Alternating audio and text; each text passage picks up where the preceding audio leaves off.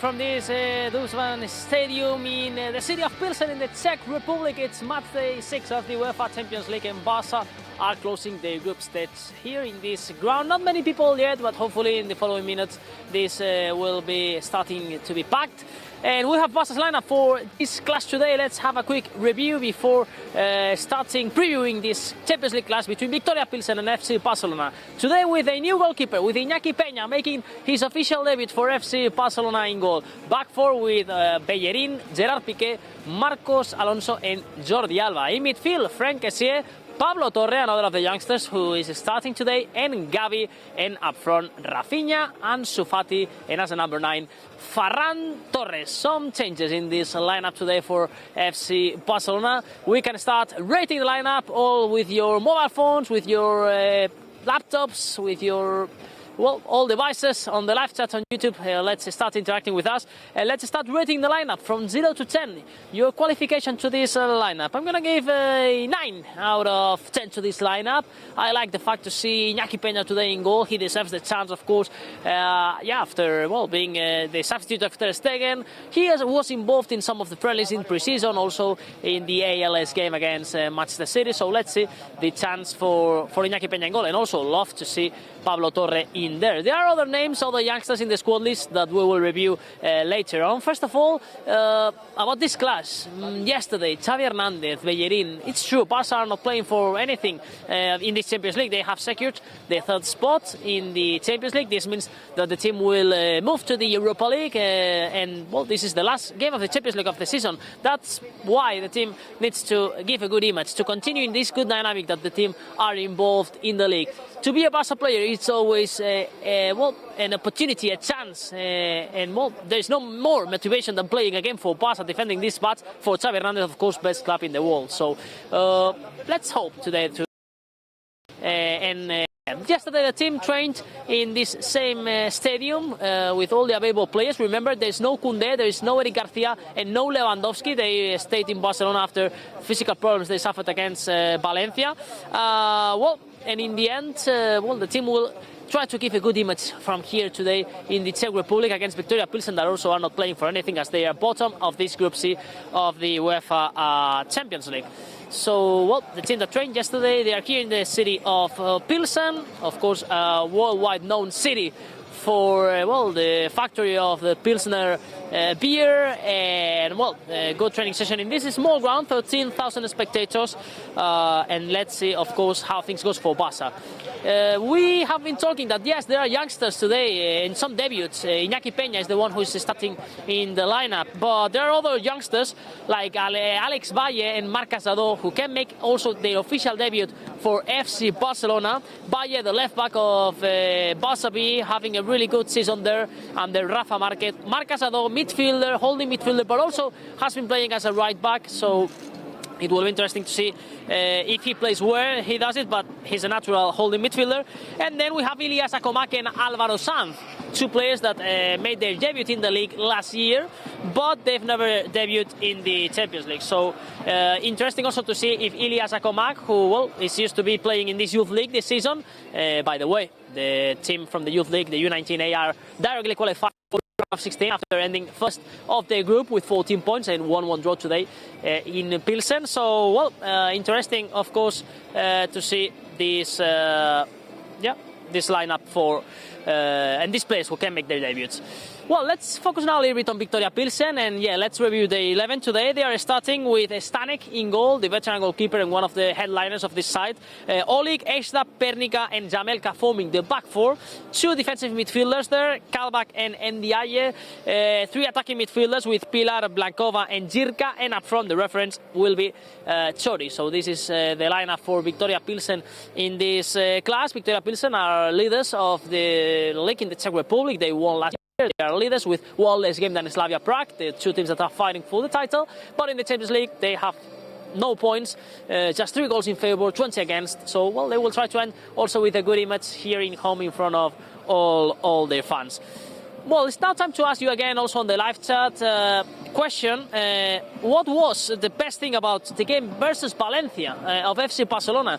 Again, the team showing a good dynamic against Valencia. Late goal in the 93rd minute by Robert Lewandowski. What was the best for you? Let's give your opinions. 3 options we're going to give you. Levy's late goal, as I was mentioning.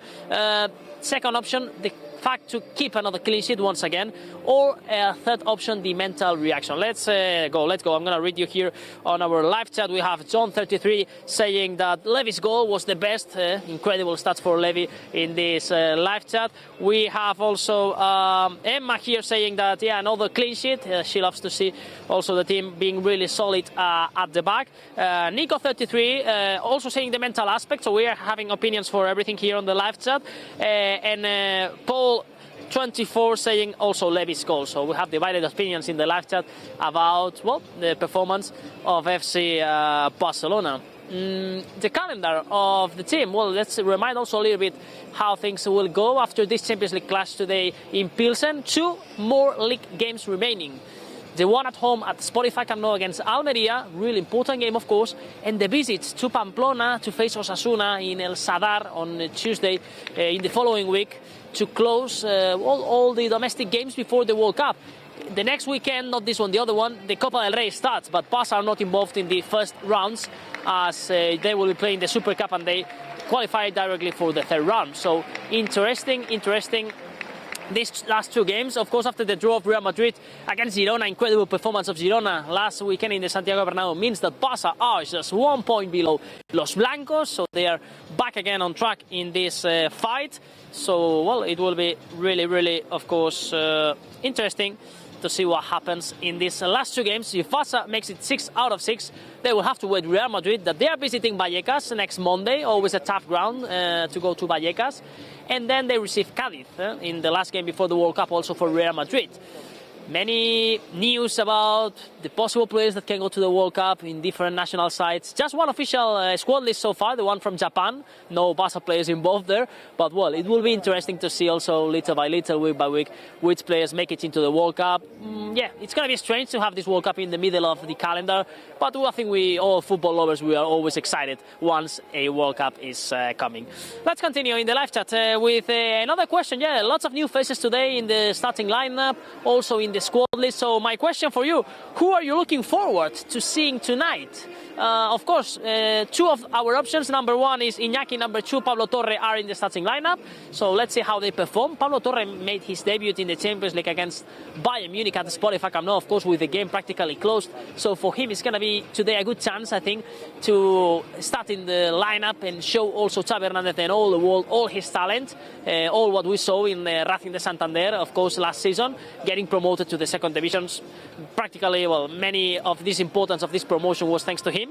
Iñaki Peña, he showed in Galatasaray last year all his level. He knows what it means playing European competition, and as he was involved in this Europa League with Galatasaray, but never in the Champions League. So also interesting to see Iñaki Peña today in such an important game as is always a Champions League match like this one. And we gave a third option there, like Ilias Akomak. He made his debut last year in La Liga. It can be his first time in the UEFA Champions League for him. A player who has been involved, of course, in the U19 dynamic for the Youth League, and he's involved in the Barça B dynamic. A different player who can create many problems. One of the wingers, normally playing in the right as he's a natural left-footed. So it's always a nightmare to see and defend Ilias Akomak. It can be also interesting. So let's give your opinions. I want to see 3 of them, and also Álvaro Sanz, Bayek, Marc Casado. So hopefully, let's see if Xavi can give minutes to all of them. Let's see in the live chat also your opinions. We have here Caroline saying she wants to see Ilias, well, starting in the bench, but hopefully in the second half, let's see if she can be involved. Mohamed, 21, saying that he wants to see Pablo Torre, the midfielder. He's really excited. Well, good chance for him also today to be involved here in Pilsen. More opinions here from Diego B21, saying also Iñaki can be a good option for him to be in the goal. So, well, Iñaki Peña, yes, involved in that game. So, yeah, many youngsters, many options there. We will have to see. If we have more debuts today, we want all of them. And it's one of the reasons always of this kind of games where you don't have actually anything in terms of the standings or in the group to play for. The fact to see youngsters, the fact to see Barça playing as they love with their DNA, it can be a good chance. We've been talking about debuts in the Youth League. Today, this 1-1 draw for the youngsters with someone also who made his debut for this U19A with 15 years old. We are talking about Pau Cabourset, who is the third youngest player to make his debut in the Youth League. Lamine Yamal number 1, Ilas Morima number 2, Pau number 3. So this centre-back, have an eye on him because has a long future coming up. He's just 15 years old. He's playing for the U19B team, but he's just 15, so incredible player. Also making a dream today for him. And well, let's see. Also, if we start seeing more youngsters, we love also these matches to see how things can go for them. Let's see if they take the chances.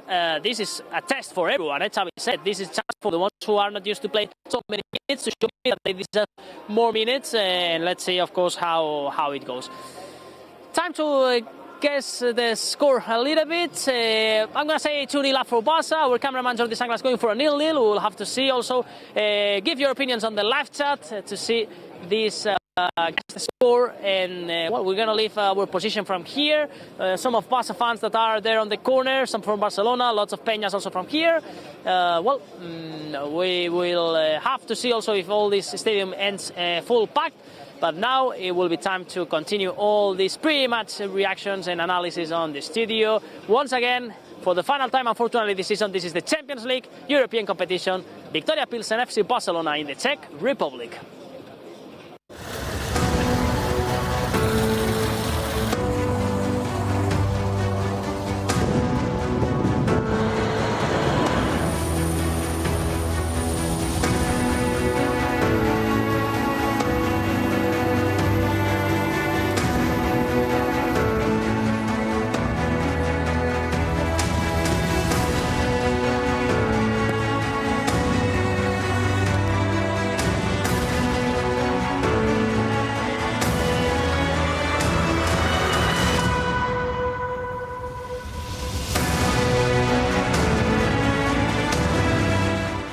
Well, of course, there is no chance for the qualification, but it's important. It's important for the feelings, for our game model, to show ourselves that we are in a good way. We want to finish well this competition. So, okay, let's see. But I think it's important game. It's not like a friendly game. It's a Champions League game, so it's important.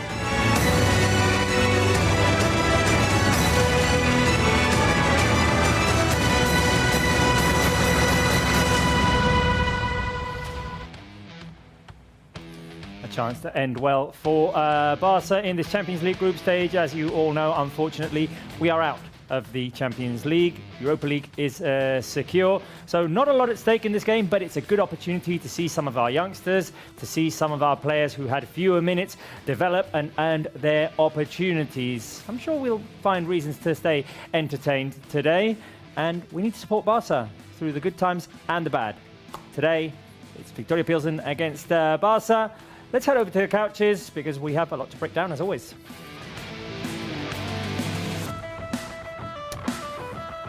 Right, guys. Unfortunately, we were here last week to witness the elimination.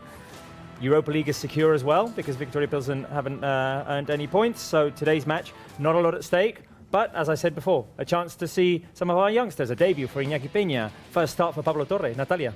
Yeah, as you said, we need to end well. Our fate is already sealed, so the best thing we can do tonight is to achieve a good result. Hopefully our youngsters will show themselves in the good way, which will also create a possibility for them to participate more in the Liga games, obviously after the World Cup, because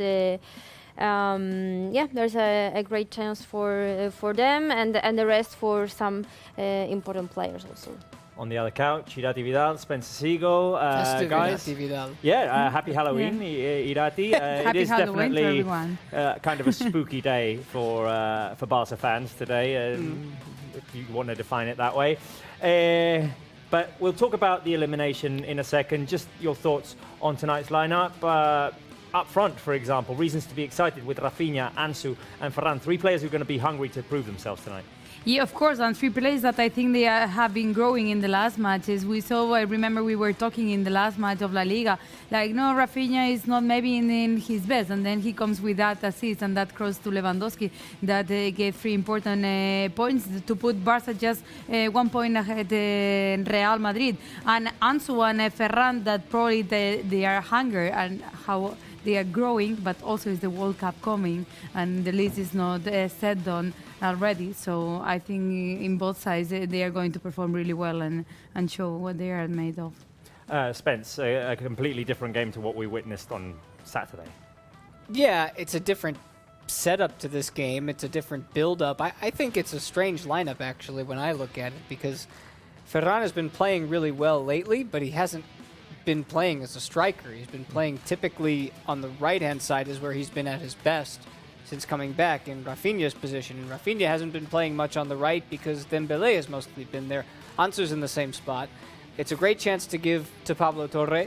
It's strange for me to see Gavi in the lineup today because this, to me, would be a good chance to let him rest his legs for a little bit before Almeria, although maybe Xavi has ideas for the weekend, or maybe Gavi just plays every game. I don't know. Well, I mean, he did get the rest after the knock against Athletic Club. He rested the full match against Bayern Munich, came on in the second half against Valencia. So maybe he's more rested now than Frenkie de Jong is. Otherwise, your alternatives are the Barca B players. We'll probably see them in the second half. True, yeah. Rate the lineup on the live chat from 1 to 10, 1 being the lowest, 10 being the highest. Do you like it? Would you have done anything different? Obviously, reminders here. Lewandowski was left in, he didn't even travel with the team in Barcelona with some back discomfort, so let Levy get some rest after the heroics of last Saturday. Busquets is suspended for this one. We've got the injuries of Koundé and Eric on top of the ones of Christensen and Ronald Araujo. Ter Stegen today not starting, an opportunity for Iñaki Peña. I feel like a well-earned opportunity for Iñaki. I'm sure we'll see Ter Stegen back at the weekend. And now let's talk a little bit about the elimination. If we can get the highlights of everything that's happened throughout this group stage, which started well against Viktoria Plzen. I do wonder how different it would have been if we'd have had the games against Viktoria being our 3rd and 4th games rather than our 1st and 6th. The fate of the calendar there, also playing against Barca. Yeah, I was thinking it the other day, like in the beginning when you're out of the Champions League, the last thing you think is about that. But then I thought like maybe if the day we play against Bayern at Camp Nou when Victoria was playing against Inter, imagine it's Inter playing against Bayern and Barça against Viktoria Plzen in Camp Nou. It would have changed many things, but in the end, as Xavi said, as the club said, we are out of the Champions League just because of little mistakes that you can't do in this kind of competition. That is really cruel. And yeah, like I think against Bayern in the first match we got really hyped because the feelings were nice. Well, we had those opportunities that we're seeing right now on our screens. We deserved more definitely in the first half, those opportunities by Pedri and Lewandowski. I do want to ask you guys, when we're asking the rest of our fans, which game was most decisive in this group stage for Barca to be out right now of the Champions League? Was it this one, the 2-0 against Bayern? Was it? Oh no, sorry, not 1-1. Can we change it to 1-0 against Inter? It was one. It should have been 1-1, but it was 1-0 against Inter, and the 3-3 against Inter at the Spotify Camp Nou. Which one do you feel was most decisive? For me, the first game against Inter and Giuseppe Mazza. I think that game changed everything because later we played under pressure at Spotify Camp Nou, and I know that maybe Barca weren't at their best during that game, but Inter scored basically from nothing. I mean, the first goal just before the end of the first half, and then we were unlucky with the penalty goal, which was disallowed, and then the penalty which should be given, and I think that that game was decisive in terms of our elimination. Yeah, I completely agree with her. Like, I think in the match in Giuseppe Meazza just broke the dynamic of the team that were growing and growing after game. Like, because in Bayern we said the other day, like we end up with a defeat, but you end the match saying, yeah, but we played well against Bayern for the first time in many years, and against Inter it was I think it just broke the dynamic of the team, and then you go to Camp Nou and it felt like the team wanted like just to come back from a huge result that didn't need it, and if you win in Giuseppe Meazza, probably they would have played a completely different game in the Spotify Camp Nou. Obviously, the game against Bayern at the Spotify Camp Nou could have changed a little bit with that penalty, but Bayern were the better team. Barca came out mentally struck a little bit. Spence, which one do you feel was the most decisive game? Yeah, if I'm going for the most decisive, I think that number 2 is the answer, because there was nothing decisive about the third game, honestly, until the final whistle was blown. I thought that it could have gone in any direction. What amazes me is in a sport where so many things can change in 90 minutes, 1 or 2 finite moments can literally determine the outlook and the esteem of so many people, because I'm not talking about excuses. I'm just talking about moments. If the handball on Ansu doesn't get called, or the handball on Dumfries does get called, then it's a completely different outlook. Barca might very well be through to the next stage, and people aren't calling for Xavi's head on our chats the way that the way that they are, because it's a different you don't play season. with the same pressure against Inter at the Spotify Camp Nou. Yeah, basically. And things could have gone a lot differently. And when you look at the way things are going in La Liga, it's great. The life is good in La Liga. And also in that point, like imagine if you go to Allianz Arena, you're playing how you're playing, and that penalty to Dembele gets called. Yeah. Like the game just completely changed because the team is growing, it's playing well, it's facing a big team face to face, and then you get the penalty and the opportunity to score. So I think it's true. It's not excuses, because there were also mistakes from the team. We have to say that it was just moments that were determined. There were moments that determined what happened. And obviously, we also acknowledge that the team didn't perform up to standard in certain moments as well, and that's why they're out as well. Just a couple of comments from fans. Carolina says the Bayern game in Munich, it knocked their confidence off like crazy, and the international break injuries only fueled the already burning fire. Quite true, quite true. Araujo and Koundé were out for decisive games. The Balrogo Morgos says the first 3 games decided everything, unfortunately. Well, yeah, I mean, a combination of everything. Right, let's get back on to today's game. We heard from Héctor Bellerín yesterday, so yeah, let's listen to what he had to say. We expect a physical game, and we know the stadium is going to be full. We know there's going to be a lot of energy, and we expect a difficult game. You know, in the Champions League, every game is difficult, and it doesn't matter the situation in which we come into the game. We know it's going to be tough for sure. I always say when people ask me, Barcelona, the goal of this team has to always got to win a trophy and to be at the top, and it doesn't matter. The competition is the responsibility that this badge carries, and that's what we're up for. Words there of Héctor Bellerín and Iñaki Peña making his debut today. Yeah. Official debut for Football Club Barcelona. He played in a couple of pre-season games, went on loan last season to Galatasaray, conceded 2 there in Turkey and performed very well at the Spotify Camp Nou. Let us know on the live chat your thoughts on Iñaki Peña starting. Give him your support on the live chat as well. And yeah, I mean, it's games like this where you need to get these keepers involved as well, just in case. Yeah, because you never know what is going to happen. Like, we hopefully think that Ter Stegen doesn't get injured, but we have seen how injuries come lately to Barca. And about Iñaki Peña, I remember that game you were mentioning in Galatasaray. It was like, why is this guy not here? Like, I was really impressed in that game, and I really want to see him playing for Barca. But what I find funny about, we can talk about this a little bit more later, but let's get into more detail. But this is the type of game where who knows how many chances he's going to get when you're playing against Pilsen and they're not the type of attacking threat that a Bayern or an Inter would be. So I'll talk about that a little bit more later, because I think it's an interesting dynamic. You bring him in for but this that's game. what a Barca keeper should be.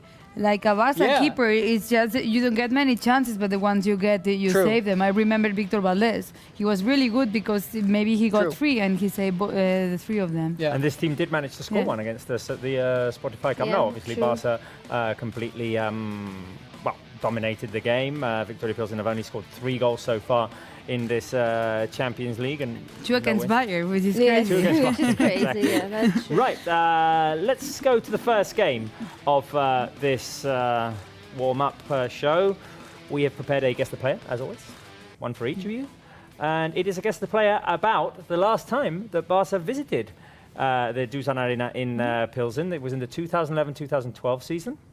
Okay. So if we can get those guess the players on our screen, we'll start. Who should we start with today? Spence, you go first. You go first. Right. All right. There we go. Who's that? Who's that? Thanks. This is the 2011-2012 Champions League group stage. Right. Against Pilsen, obviously. Oof. Come on, chat. Come on, chat. Help me out here. Yeah, I have a guess. But It was a 4-0 win for Barca that day. Is it a player that has picking out this? No. This is a player who didn't score that day. The player who's been in the Barca news this week for a reason. No. Is it? I'm seeing a lot of guesses on here for. I don't see any correct guesses we saw at the the other moment. day in Mestalla. I don't see any correct guesses at the moment. Right, Spence, I'm giving you 5 seconds. All right. Carolina says a defender. That is for sure. That is correct. I see the first correct answer. Danny Alves. Craig Jacobs. Danny Alves is the correct answer. You check it. No, there. I didn't see it. I swear. Honestly, I promise I didn't see it. But you said defender, and that was one of the only guesses I was going to come up with. Danny Alves, who's been preparing this week for the World Cup in Barcelona. See if he gets called up for Brazil. Right, the next one will go next in line. Irati. Who's that? I mean, the way they're holding him, it brings me to a player. This is a player who scored that day. The player looks like he's about to give you a big hug. Yeah. Yeah. And there was one that always got those hugs. But that would be too easy, I think. Right, I'm giving you 5 seconds, Irati. Is it Messi? It is not Messi. Let me check and see if anyone has it correct. I don't see any correct answers on here. Can we reveal who the mystery player is? It is Cesc Fabregas. Cesc Fabregas, who scored that day. The other 3 goals were Lionel Messi's. Challenge TV got that right. Was close. Final one is for Natalia. Okay. Could it be Adriano? Adriano is not the correct answer. This one is Messi, right? No. No? With the Messi gloves? is not the correct answer either. No. It's not gloves. It's just it's not glove. No correct answers. He is a current Premier League player. Premier League. Alexis. No. Alexis he is has not the the face answer. more. See if we can get if someone can get it. No, not Pedro. Not Cucurella, no. No, Pedro is playing in this area. 12 this year. Current Liverpool player. Thiago Alcantara is the correct answer. He played that day against Viktoria Plzen 2, a 4-0 win for Barca in Pilsen back in the 2011-2012 group stage. Let's hope we can replicate that result today. It would be a fine result. One that our head coach, Xavi Hernandez, would be happy with. Let's hear what he had to say to our colleague, Marc Brau, before the game. Com és habitual a les prèvies de tots els partits de Champions, atén l'entrenador del Barça, Xavi Hernández. Xavi, què tal? Què tal? Bona tarda. Bé, últim partit d'aquesta fase. It's the last game of the group stage. Buscar bones sensacions, acabar amb una victòria. You want to end the group stage with a victory, of course. Sí, a part d'això, doncs, també l'honor, el coratge. It's about honor, about courage as well. Ens ha passat de tot en aquesta competició. Anything can happen in this competition. And we want to end our participation in the best way. You've got a lot of experienced players, but you've also rotated some others in. Iñaki Peña starts in goal today. avui serà tot just el seu primer partit oficial. Tenies ganes també de donar-li aquest premi? Sí, s'ho mereix, perquè entrena bé. He deserves it.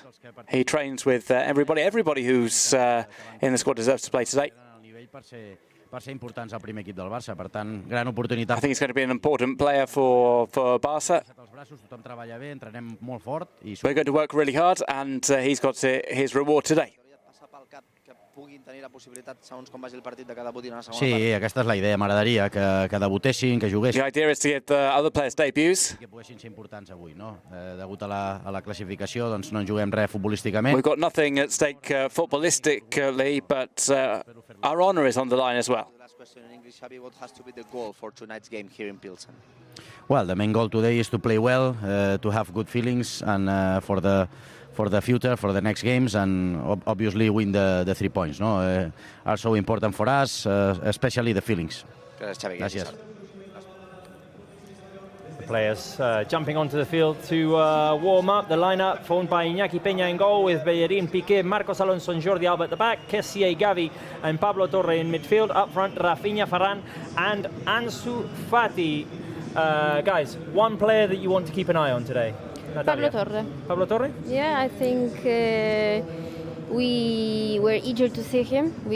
I think we were speaking about him during the first game against Pilsen. We were curious if he is going to come up. Unfortunately, he didn't. But yeah, let's see how he's going to perform today, and let's see if he's going to put Xavi sign on him in terms of the Liga games and obviously Europa League games. His opportunity. Yep. Irati, one player. I was going to say Pablo Torre, but just for changing, Marc Casado, I really like him in the pre-season. He did really well, so I hope we can see him in the second half.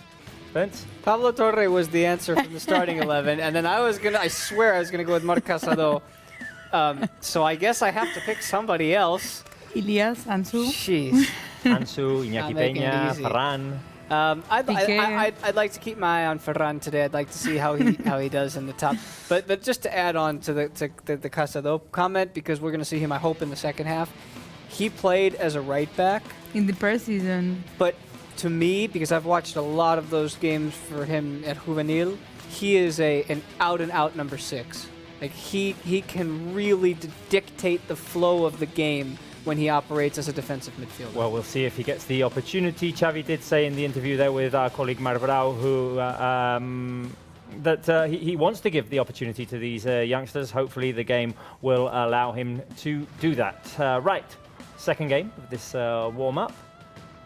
Pre-game quiz. We were talking about these youngsters who are making their debuts. Iñaki Peña in the starting lineup, Pablo Torre first start, all the Barça B players. So the quiz is centered around them.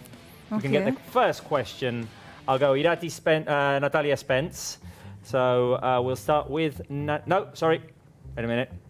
Quiz. Shall we...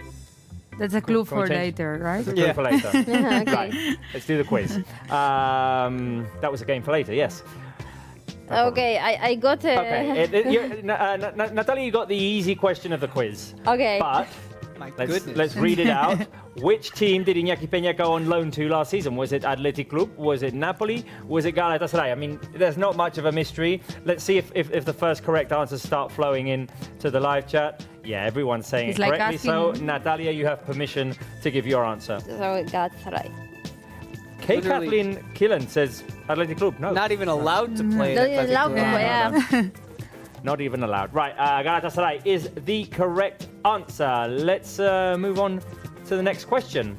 Now comes the difficult, guys, right? Your one is going to be a little bit more difficult, yes. It's centered around Arnau Tenas, who is another player who could potentially make a debut here, but a bit more complicated because... the position. Yeah, because of his position. But Arnau Tenas has played 6 games for Barça B this season. How many clean sheets has he kept? Is it 2, 3, or 4? This is a joke, right? And he's only played 6 games because some games he's called up with the first team squad and then doesn't play with Barça B. I mean, according to that he's conceded 4 goals in 2 games. Oh, so I've just given you the answer. He's conceded 4? in 2 games. He didn't say anything. You don't even know what he said. Eh? You don't even remember what Robert Right, what is said. the correct answer? 4. 4 clean sheets. 4 clean sheets. Right, okay. Okay, Spence, the next question is for you. But you were just talking about Barça B, so it seems like you've been paying attention to them. Which of these players has had the most appearances with Barça B this season? All 3 of them are on the bench today. Is it Ilias Acomat? Is it Alex Valle? Or is it Álvaro Sanz? I think I know. Nice change on the Ilias. It's not Álvaro Sanz because he's been coming off the bench a lot more. So It's been injured. Yeah, it's between Valle and Ilias. For me, Ilias has started like all but one, so I that would be my answer for him. But it's between those 2. I'm gonna go with Ilias. But Ilias has played also the Youth League, so maybe those but that's- weeks. But so is Valle. Eh? So is Valle. Ah. But the Youth League is during the week anyway. But maybe they rest in the weekend. No, these kids are so young; they can run forever. Right, Spence, make your mind up. Ilias. Ilias. The answer is wrong. Simba17 wrote number 2. So that means that Alex Valle is the player who has had the most appearances. You 2 got for it. Barça B. Just so you know. Yeah. Next Well, question. Let's move on. can Let's complain. move on. Yeah, okay. Right, 4th question of this quiz. Natalia, this one is for Yes. you. Who did Ilias Acomat make his first team debut against last season? Was it Mallorca? Was it Linares? Was it Espanyol? That's tough. First team debut for Ilias last season. Who remembers this on the live chat? Let us know. I remember, I think.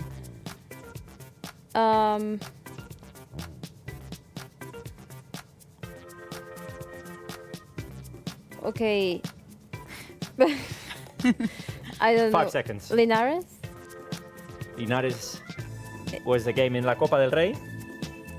And he did not make his debut against Linares. Austin Kumas has the correct answer, saying Espanyol. Yes, Espanyol was Xavi's first game It was as the a coach, first, and yeah. Ilias started that game. I remember, like he went to see a Barça B game the day Exactly. he came as a coach. He liked Ilias, and he was playing the following day.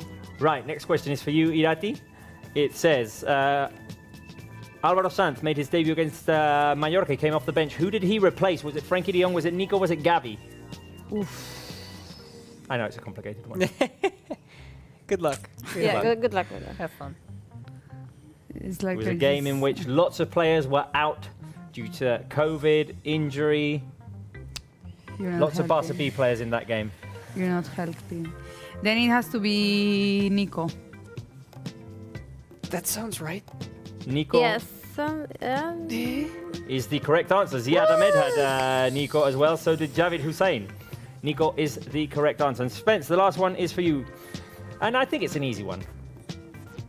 Pablo Torre. How many games has he appeared in so far this season? In the first team? One, no. The one that he came on for half an hour? But last weekend also played. Did he? Sí. Sí. Or did he not? You know what, Irati? I take back all the things I said about you off camera. 2. Maybe I'm just. Maybe you're messing with me. Yeah. I'm going with 2. Maybe she wants you to lose, you know. The Balrogo Morgoth says 3, and that 3 is the correct answer. He's come on 3 second halves. Today is his first start. Spence, you've been terrible today at this quiz. Pretty bad, yeah. How about you counting the one today? No. Okay. Came on late against Viktoria Plzen, came on against Bayern Munich. And this weekend. He came on late and he against came on against Athletic Club. I didn't remember the Pilsen that Yeah, he me came too. on. Because I completely forgot. Yeah. Okay, fair I enough. said before that we weren't see him during Viktoria Plzen. Yeah, okay, so. Right, guys. 90 minutes until the game. A game with nothing at stake, but Xavi did say, I glossed over it a little bit, that he wanted to give opportunities to the youngsters. I'm also eager to see the guy we have on screen right now, Ansu Fati. I thought he performed well against Valencia.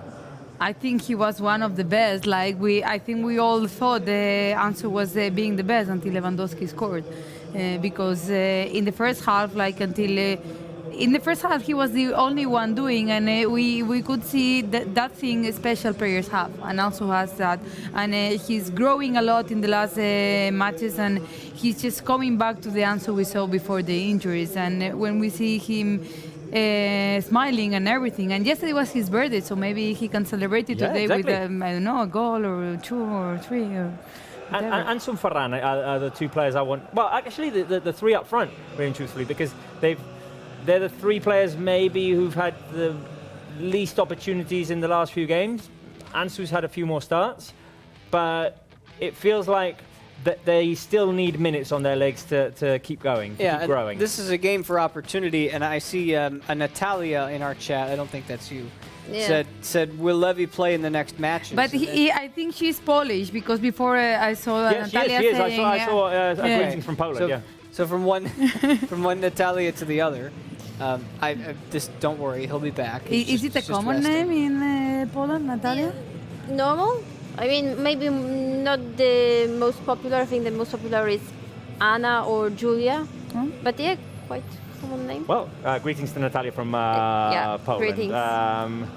Barça warming up there with 17 minutes remaining until this game. An opportunity for Pablo Torre, an opportunity for Iñaki Peña, an opportunity for the three up front, as we were saying. See, and also for Bellerin, because I think he didn't have it easy in the last game we saw him, because he was coming from injury without playing many minutes, without being with the team, because it's really important. Like we always say, it's like it's easy to play in other teams, but it's not easy to play in Barça. And with the injury of Sergi Roberto, coming from another injury, he got just to be there, and I think he didn't feel comfortable. So I think these minutes, it will be also important to start growing in the team.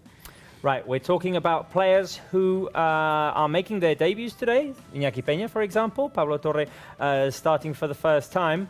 So I went back in the Barça archives and came up with this little game to see if these players who grew up in La Masia through the youth teams made their debuts in a Champions League game, or if they made it in a La Liga game or a Copa del Rey game. So the question that I'm asking you is, did these players make their debut in the Champions League? And if they did, do you remember which game it was? Can we get the first one on our screens? Natalia, I'll start with you. That is Xavi Hernandez, our now coach. Did he make his debut as a Barca player in the Champions League? I'm trying to The guess. photo isn't necessarily of the day of the debut. Ah, okay, because that could be, you know.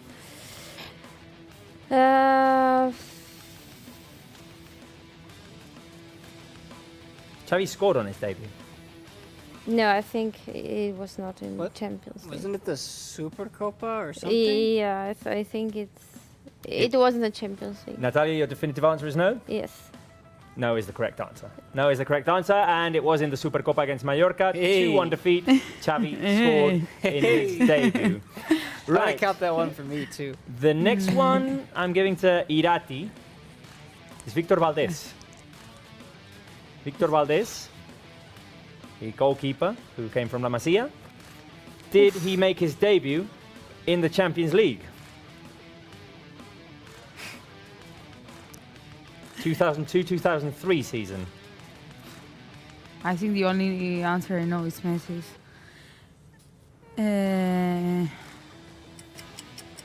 Live chat. Did Victor Valdés make his debut in the Champions League? They're not helping me. You got no help. Carolina says yes, so I go for a yes. So does Alia, so does Maymun Shirwa. And that is correct. It was in the Champions League preview stage. It was in the qualification round that used to that played in August. Barca played Legia Warsaw from from my hometown. From your hometown, exactly. Beat them 3-0, and that was Victor Valdés' debut. Warsaw spelled right there? Excuse me? It's spelled right? Legia Warszawa. Warszawa, yeah. Right, let's keep moving. This one should be an easy one, I think. Spence, next one is Andrés Iniesta. Why would you say that before? It's an iconic debut.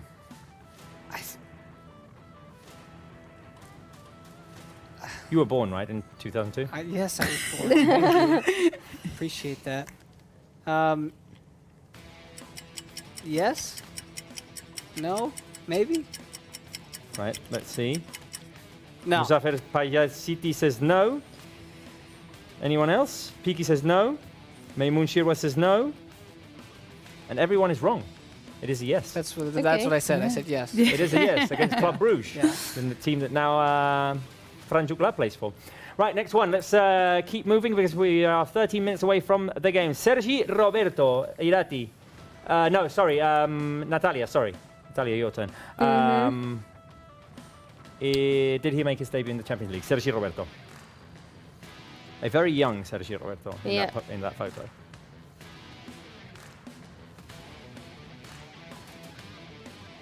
Five seconds. No. Muzafer Payasiti says yes. Okay. Astro Prime says no. Division of opinions. The Balrog of Moura says yes versus Rubin Kazan. Unfortunately, that is wrong. No, Sergio Roberto made his debut in the Copa del Rey against Ceuta. Okay. So I remember, his second game was just a few minutes at the Santiago Bernabeu in the Champions League. I remember that because Sergi Roberto is just close to my hometown. He's from Reus, so we follow him.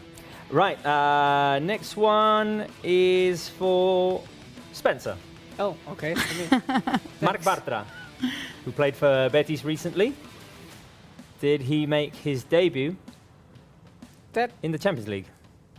Yeah. The photograph is not necessarily of the day of the debut. No, I know. It feels like the type of debut that would have come right around the time where Barca were playing the 6th game of the group stage Champions League, and on the other side of things where they already had first place locked up. So I'm going to say yes. You're saying yes. So is Musafir Payasiti, Astro Prime saying yes, Ayesha saying yes, Kay Kathleen Killen saying yes. Piki says no, and that is the correct answer. No, Mar Bartra, your logic was correct, Spence. I mean, it was that around that time in which we were handing out debuts in then game I should have 6 been right. of the match day. But Mar Bartra made his debut in a league game against Atlético de Madrid in the 2009-2010 season. Right, Irati, the next one is for you. Sergi Samper. Sergi Samper. Look at that mug. Look at that young mug. Right, 5 seconds. What do you say? You said no. It was no your answer, last so one I was- go for yes. Only by that logic? Yeah. At this point, Yes is the correct answer. Well done. Irati, you got the other one right as well? Eh? You got the other one right? I don't So think it's she's two missed Yeah. one today. No, I haven't Well done. missed. Good for you. Right, final three. You need to speed through them because we're 10 minutes away from the game. Okay. Natalia, this one's for you. Oscar Mingueza. No.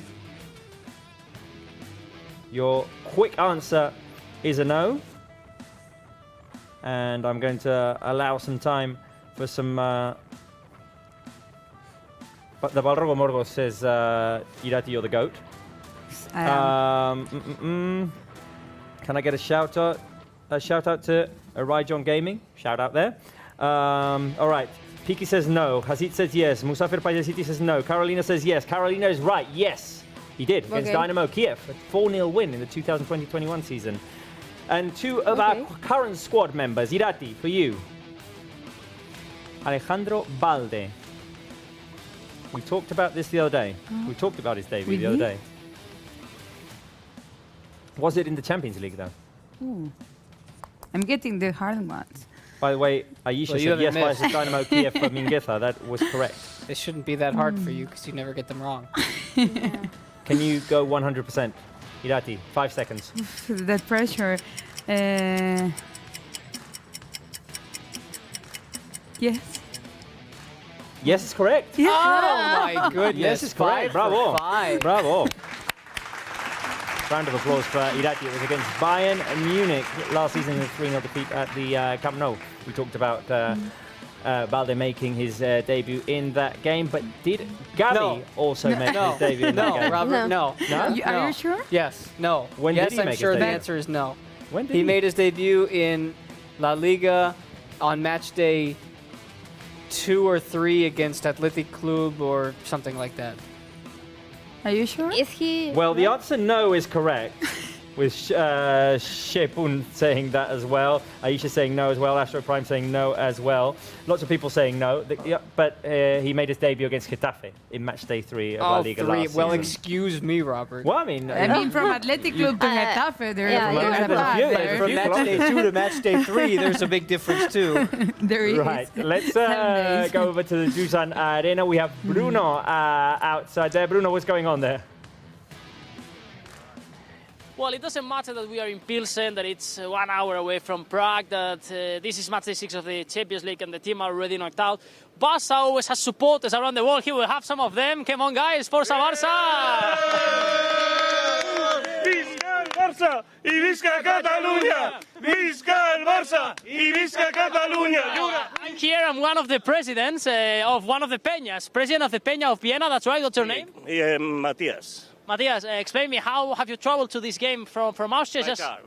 By car. We were here, we had already planned to come here in a large crowd, but we are 6 guys and ready to support Barcelona. We are more than a club for things like this one, that we are here in Pilsen and we have all this fully crowded and all your colors is amazing. Yes, definitely it is. We are more than a club, yeah. More people here from Germany? Especially from Germany, from Nuremberg, especially even if this game it's not necessary, but we love it to enjoy Barcelona. Are you excited to see some of the new faces, the youngsters like Pablo Torre, who is in the starting lineup? Indeed, we already just checked the Selezione. We are very famous just to watch the game today with the new players. Austria, Germany, in here. You are from Prague? And I live in Prague, but I'm from Belgium. So I've been a fan for a club out of Ghent, Peña Barcelonistas de Gante, for 3 years. So first time my game was in Barcelona against Inter, then in Prague against Slavia, where I bought this Sharp. And now this will be my 3rd game against Viktoria Plzen. And I live in Prague, so I work there. And Barça is my passion since I was little. And this is, of course, the shirt from the Glory 6 trophies year. So yeah, I'm excited to see the new faces. Pablo Torre, of course, Lewandowski, first time. And Gavi. I don't know if he will play today, but and Pedri, of course. Yes, Gavi in the starting lineup. And your friends, have you met today, or explain me your history? We met today. It's incredible. More than a club, some new friends here because they have a same passion. Barça, so let's go. Blaugrana. Un crit valent, tenim un aplaus a tothom. Barça, Barça, Barça! Thank you very much, guys. Well, you can see it. You can see it. It's incredible, this atmosphere, all these people here from different countries they've met today here in Pilsen. It's unbelievable. Barça more than a club, and this passion, these colors, represented on all these countries and all these friends. We love it, Bruno. That's awesome. Obviously, Yeah. it's awesome. I mean, it's a game in which Barca has nothing at stake, literally, but Barca is still a club that is followed from everywhere around the world. So we love to see the fans there, enthusiastic, and they get the opportunity to see their team in Pilsen. Right. The lineup for today's game has Iñaki Peña in goal with Bellerín, Piqué, Marcos and Jordi Alba at the back. We've got Kessie, Gavi and Pablo Torre in midfield. We've got Rafinha, Ansu and Ferran up front. Out of all of this lineup, who are you looking forward to seeing the most? We're giving you 3 options. We're giving you the debut of Iñaki Peña. We're giving you the first start for Pablo Torre. Or we're going to offer you an option off of the bench, the youngsters, Ilias Akomach, for example. Which player are you looking forward to seeing the most? Let us know your thoughts on the live chat. I've already asked you this, but guys, Natalia, you said Pablo Torre? Yeah, I said Pablo Torre. Yeah. I'm really excited to see Pablo Torre, but also Elias, because he has this thing for the wings that the style that Xavi wants to bring to the team really fits there. Yeah, and Elias is very similar to a Rafinha or a Dembele, where he'll try to dribble and take on defenders, which is something that Xavi has instilled in this club since he took over. And all 3 of these are good options. For Iñaki Peña, for us to see him, he's going to have to make a save or 2. So let's actually hope that we get to see that tonight and hope that he makes the save. What are the chat saying? It's mostly Pablo Torre, and yeah, he's filling up the chat. Pablo Torre. There's one for Ilias from Aisha. I've seen some Lewandowski comments as well, but Lewandowski, I'm Isn't sorry, it? if you're looking Also- forward to seeing Lewandowski tonight is not your night. Also, the Belgium He's in guy Barcelona. there, yeah. But, I mean, maybe follow his Instagram account. He might be posting something from there following the team. Maybe he's following us now. Maybe he's following us. Who knows? Hi, Robert.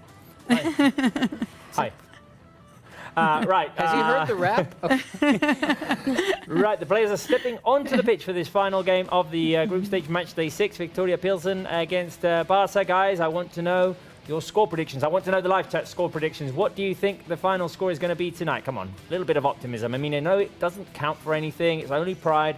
It's only to help the team keep growing and get these opportunities or get these players to get their opportunities. Spence, what is your prediction? Nil? Rafinha, Okay. Ferran, and somebody off the bench. I don't know yet. I still have to pick the third one, but Rafinha and Ferran for sure. Okay, and that means it's a 3-0. A 3-0. 3-0. Okay. Yeah. Eirati? 2-0. 2? 2-0? 2-0. I go for 4-0. 4-0? Yeah. Same result as in 2011? Yep. Right. Everyone going for clean sheets. I see Bruno's going for a clean sheet as well. Did we, Bruno, again say the same? You and Bruno again going for the same result. I'm going for a 3-0. I'm going for a 3-0. I'd like Ansu to score. I'd like Ferran to score. Yeah. I'd like Rafinha to score. One for each. Share the goals out until from our attacking line. Right. I want to know the Barca Live Cruise predictions as well. Sergio Roldan, the optimistic director today. 5-0. Salva, 2-1. 3-0 for Pep Moledo. Jaume Torre, 2-0. 3-1 Laia. Luis going for a 2-0. Calafell, 4-1. Calafell thinks Iñaki Peña is going to concede a goal. I don't think Iñaki Peña is going to be happy about that. 3-0 for Jordi. Sanglas, 0-0. I mean, he's out there to... He is actually at the stadium and he's predicting a 0-0. I mean... My God, Sanglas. Our camera operators here in the studio, David, Mar, Mikel, all going for wins as well. Eli, 3-0. Mauri, 5-0. Tanya, 1-0. I hope it's not a 1-0. I hope Tanya isn't right. Right, we're 1 minute and a half away from this game. This farewell for Barca in the Champions League. Another team we've just learned said farewell to all European competitions. Yeah. Atletico de Madrid. Yes. Yeah. We thought they were going to be with us in the Europa League, but Not They're even not. there. not even there. They lost Yeah, I mean, 2-0? That's, Or but that's for the ones that said What is the that final say it's result? difficult and it's like or drama, a fracaso, a failure, like to be in Europa League. It's not even easy to be there, and I think Barca's group stage is more difficult than the one of Atletico de Madrid. Yeah. And how many people are calling, you think, for Diego Simeone's head right now? I mean, and after all he's accomplished, I'm sure there are Atleti fans out there who are saying, Simeone out, this is a disaster. Sometimes it just doesn't go your way. Yeah. I mean, they lost 2-1. Bayer Leverkusen drew, which is all they needed to make it through to the Europa League. So Bayer Leverkusen are going to join us in the Europa League. And I did joke last week. I mean, obviously we're not going to poke fun at anyone for their misery. But I did say, being that we were out last week, I'd rather go out the way we went out than the way Atletico de Madrid went out Yeah, in the of course. Champions League. Because that was dramatic. Yeah. Yeah, They always play in those the games. 98th Well, I minute. mean, but missing a penalty in the 98th minute? That gives you the opportunity. I mean, I don't know how we would deal with that heartbreak here on Barca Live. Right, the ball is rolling in Pilsen. Match day 6 of the Champions League. Last game, unfortunately for Barca in this competition. We're playing with 4 at the back with Bellerin, Piqué, Marcos and Jordi Alba. Kessié is the holding midfielder. Gavi's on the right, Pablo Torres on the left. Ferran Torres is the striker in the middle with Rafinha on the right and Ansu on the left. Let's see what we see from this lineup that Xavi's put out there. In the meantime, keep those predictions coming on the live chat. Spencer will read some of them out. What do you think the final score will be in today's game? There goes the ball towards Rafinha. Rafinha with Bellerin, Whose assist was instrumental on Saturday. Yes.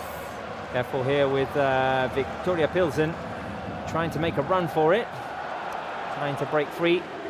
Piqué wins it back for Barca.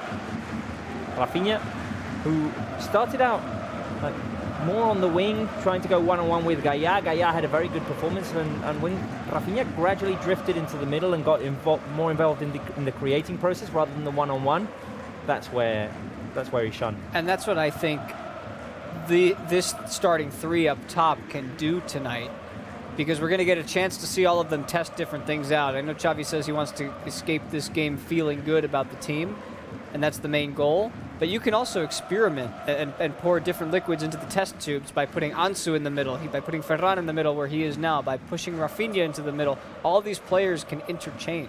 Yeah, and indeed, Xavi said the other day, like Ansu has played like as a striker before, so it could be also an option, right. Because Ferran, where he felt the most confident in Manchester City, was in the left. Here comes across inside. Ferran couldn't get to it. The cross by Jordi Alba. Ferran just inches away from getting to the ball. It's a corner kick for Barça, and it could have well been a first goal there. Ran so close. The cross Beautiful by pass. Alba. Yeah. And Oh. Ferran, just Typical misses Alba by a pass. hair. Another cross comes inside. Clearance by the Viktoria Plzen defense, and Pablo Torres going to secure the ball, pass it out wide to Ansu Fati. Here he is. Barça still combining. Ansu back out wide. Jordi Alba, or Gavi, sorry. Gavi with the right-footed cross inside. Clearance by the Viktoria Plzen defense. A first opportunity for Barça there. Ferran very close to scoring. This could be sort of like, I can see the way that this game potentially could go, where it's like the Yes. airing of frustrations, where you're just taking it out on Pilsen. That's one of the ways this game could go, because they're just going to keep coming. Foul called against Barça at this time. We ask you, who will score Barca's first goal? Is it Rafinha? Is it Ferran? Is it Ansu? Is it someone else? You know my answer. I always go for Ansu team. Ferran for me, I think. Spence? Rafinha. Okay, so three different answers. Three And different you? answers. I'm going to go Ansu. Okay. Careful here. With Viktoria Plzen attacking on the left-hand side of Barca's box. Piqué there defending the situation, so is Bellerin. Ball goes out to the edge of the box. Barca trying to shake off that pressure. What do the fans think, Spence? Who's going to score the first goal? Carolina says Kessié. Oh! Oh, Ooh, look, the first save for Iñaki Peña. Yeah. A weak header into the hands of Iñaki.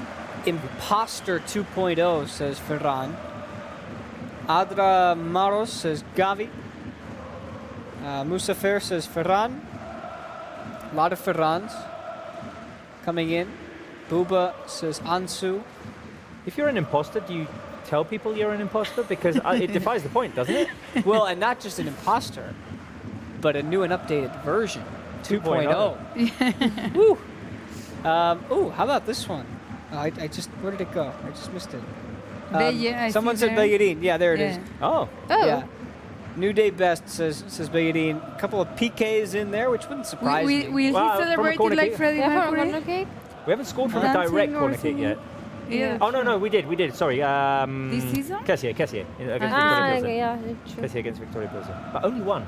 And we haven't scored a direct free kick today. No one has a prediction for today, right? No. No. Might happen I have today. a question like... Careful. wait. Ansu on the edge of the box, trying to combine with Ferran. Ferran's touch got deflected, and Viktoria Plzen trying to run out with it. Right, you had what? One question, like if no one gets it's true, like then What, we restart? say we will restart, right? We restart, Then I'm but we'll waiting have for to that wait day. until January Spence is- 22nd. Oh, we'll have. Oh, that's a long way away. Ooh, the lovely pass by Pablo Torres through to Ferran Aye. Torres, who tried to feed Rafinha to his right. I think Ferran could have gone solo there. Yeah, true. Today's game, I think, like Xavi says, it's important to help the team continue to grow, especially with players the likes of Ansu and Ferran, who haven't seen the goals go in. For example, I'm thinking of Ferran the other day, who missed a bad opportunity. If they manage to put the ball in the back of the net today, it helps them grow. It helps them build confidence as well. I think it's for the strikers what he's telling, because you can say that it's that the midfielders have to grow because they are not going to play many games together in the whole season. So I think it's also interesting to see how they connect between each other, but it's really important that Here we go. those like here. Here we go, Ferran. Goal, Ansu, goal, Ansu, goal. go Ansu. The shot by See? Ansu. It's going to be Ferran. It's going to be Ferran. Oh, No, no, it's Marcos. Marcos, vamos. Barça take the lead, and it's Marcos Alonso, the unlikely scorer there. 1-0 to Barca. Someone on the live chat guessed Marcos? I don't know. I think we had some Belleri's, we had some Piqués. I don't think anybody said Marcos. Yeah. First goal with Barca. First goal with Barca. Marcos Alonso led the charge. Ferran, beautiful pass through to Ansu. Ansu's chance saved by the keeper. And before a defender could get there, as the ball was just gradually going to make its way over the line, Marcos Alonso gave it a push to score his first ever goal for Barca. Round of applause, guys, for Marcos Alonso. Number 2 is round of applause. Jordi, why can't... Oh, there we go. Round of applause. Fill the live chat with applauses for Marcos Alonso, scoring his first goal as a Blaugrana. Barca off to a great start in Plzen. And that connection we were talking about with Good Ferran recovery by and Gavi. Ansu. Gavi going forward. Ferran to Rafinha on the edge of the box. Rafinha! The shot over the crossbar. Barca eager for more. The one thing I was going to say is, I was talking about Ansu and Ferran, 2 players who want to see the goals go in to gain more and more confidence, and it's what you're going to need for games like Almeria and Osasuna. You want to keep going strong in La Liga. They are also 2 players who like to link up a lot. Yeah, it was what I was saying, that they connect really well, the both of them, like creating space for the both of them and finding themselves. And that's really important in football. There's those players that just connect like this, and Ansu and Ferran are one of those. Well, Marcos Alonso's given Barca the lead. The unlikely scorer today, especially in the circumstances he scored in, because, I mean, you say, well, maybe it's a corner kick. No, it's him driving the ball forward, feeding Ferran, sticking with the play, and then ultimately putting the ball past the line. Yeah. You know, I was just thinking about this now, because I'm watching Gavi run around there like he's, Gavi. Yes. Which is what he does. And if you're asking yourself, is there any part of this game that matters going forward besides, the good feelings? It is worth saying, if anybody picks up a yellow card, it does carry over to the Europa League. So you kind of don't want to have that happen in a game like this. That's true. It doesn't matter as much.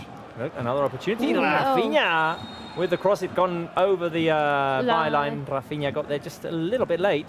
Another opportunity for Barca. And you can see the anger of Rafinha today of scoring. Yeah.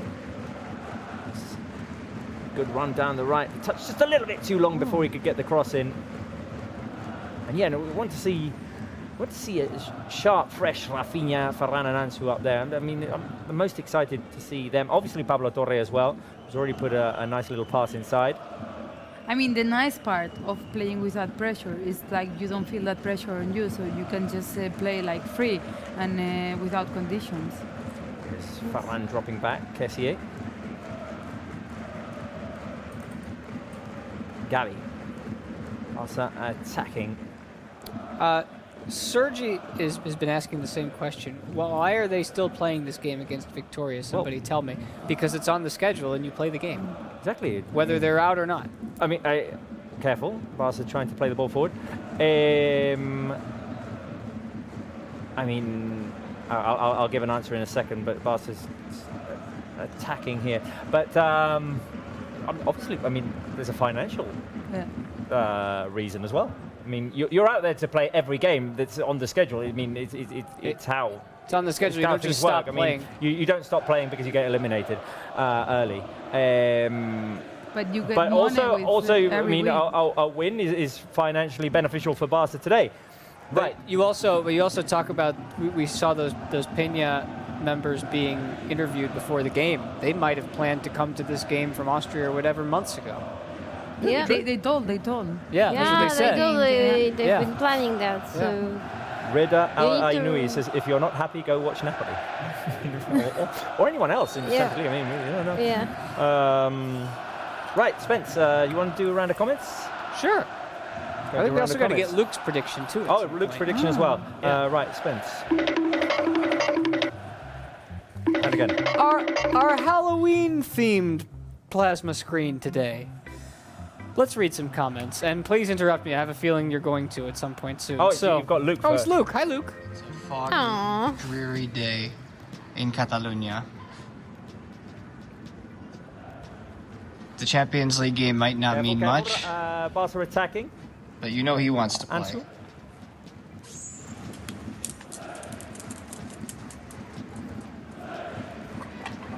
And What did he chooses predict? right. Barca. I'm still not convinced how you do this. I mean, he always hit balls. Maybe he's trained to go left first. I put Barca on the right. It doesn't matter. He picks Barca. Look, what can I say? I actually do find it kind of strange that he's picking Barca so many times.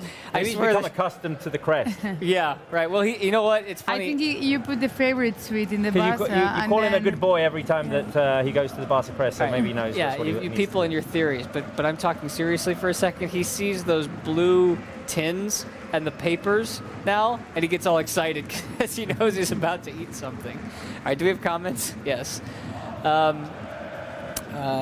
Who is this? The Balrogo Morgoth. Those kicks. Where does that name come from? I want to know because I've seen lots of comments from the Balrog of Morgoth today. The Balrog of Morgoth. Yeah, you can. Yeah, the Let kicks. us know why the name, why the reason behind that naming. I like my shoes, thank you. Yembol, when Araujo comes, nobody's getting past our defense. Yeah, he should hopefully be back for after the World Cup, I would think. Reda El Ainawi, we need to trust Xavi. He knows how to manage this team. Pablo Torre should play with Gavi and Pedri in every match with some rotation. That is a young midfield, you'd have to say. Madaliso Sakala, the fact that this game means nothing is heartbreaking. I know, but you know what? Let's take out our frustrations. As a matter of fact, if we have a pillow or something in here, I'd like us to just start scream into punching it or scream into it. Gene, we're going to be sick, but we're not dead.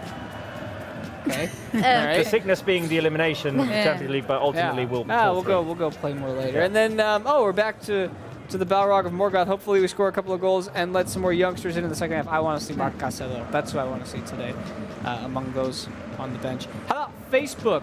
Our Barca livers and our Barca livers, all of which come into this. Thurabi James, sí, pero hem de demostrar que som un equipo a ganar. Do you understand that, Spence? Because, I mean, you're taking Catalan I lessons. am working my Catalan lessons. Yeah, well, that one seems pretty self-explanatory, right? Like, we have to demonstrate that we're together as a team and we're going to win. Yeah. Unruly Gidem, Fati, 2 goals. I support that. I support that too. I support that. Cliff, Barcelona forever. Thank you, Cliff. Ilias. Oh, that's, I guess, similar, Ilias, although different spelling. Europa League this year is better than the UCL. It is, I gotta say, that, and we talked about it earlier. I have a question for later. The Europa League theme is a banger, as we mentioned. Horace is watching live from Ghana. Hello. Oh, yeah, we'll ask people where they're watching from in a second. And Sifat says, whatever, Barca forever. Yeah, rhymes as well. Yeah. What's your Europa League question? No, my Europa League question was the other day, just seeing the teams and everything. Is this the best Europa League in the history? Because I don't remember a Europa League with... Well, we were assuming Atletico Madrid was going to be in it, so that takes away a little bit. But you've got Juventus. teams already in it, Manchester United, you've got Arsenal, you've got PSV Eindhoven doing very well. Juve are going to be in it. Yes. Yeah, it looks like. Who else? I'm missing out Betis teams. and Real Sociedad. Betis and Real Sociedad are in it. They're strong teams. Careful here, Barca attacking. Pablo Torre is going to go one-on-one. Ball deflected, but it's picked up by Ansu Fati. Barca in 3 quarters here, but Viktoria Plzen defending well. Good 1-2 between Alba and Kessier. The cross by Kessier. Alba, sorry, I'm getting all my names mixed up today. I need to get on it. Yeah. You need some coffee? Do you want to punch something? Are you like a little angry? I'm not angry. I'm way past it. Okay. I'm way past the anger now. I mean, we talked about the 5 steps of grievance. Yeah. Yes. You're in acceptance. I'm in full acceptance. We're in acceptance. Okay. Yeah, so... There's no point in being angry. Yeah. Just It's not a great way to move live. on. Also, feeling really good about La Liga. Yep. Yeah. We haven't won La Liga since 2019. We have to start sending we're Spence 1 point more behind Real Madrid. to see Madrid. Yeah, exactly. I wanted to address that in a few minutes here, but careful because Barca are attacking. The cross by Marcos Alonso headed away. Lots of Viktoria Plzen players defending here. I just want to finish the thought on the Europa League, because I have all of the teams who have officially qualified for the next stage of the Europa League. Okay. As of right now, there are still several other teams that have to come in, but for So now... we can't cross them. There are lots to be resolved on Thursday in some Right, it'll all get resolved in a couple of days, but even for now, we know Arsenal and PSV, as we mentioned, two really good teams. Yeah, but we wouldn't really face Arsenal PSV. in these early rounds because they'll end top of their group, right? Yeah, we could face PSV. The only there. teams that we can't face are the ones who have won their group for sure, which is, well, we wouldn't have faced Betis anyway. Union Saint-Gilloise, which has had a great year in the Europa League. They were in the Belgian second division as of 2 years ago. Freiburg from Germany won their group, and then Ferencváros from Hungary. But then these other teams haven't determined whether they're first or second. We just know they're qualified. So Arsenal, PSV, Fenerbahce from Turkey, Rennes from France. We wouldn't face Sociedad, and then United. And then along with Barça, Sevilla, and Leverkusen are so far through to the next stage. And Roma is not qualified? No, Roma is fighting at the moment. Those are all of the teams that have officially qualified, which means there's a lot at stake on Thursday. Here's Ansu Fati driving in. Ansu Fati. Oh, he tried to go for the pass. It's going to be picked up by Pablo Torre. Quick flick to Bellerin. Bellerin has the support of Gavi. Speaking Barca of looking for Arsenal. a second goal. So, yeah, speaking of Arsenal. Arsenal who are having a great season. Yeah.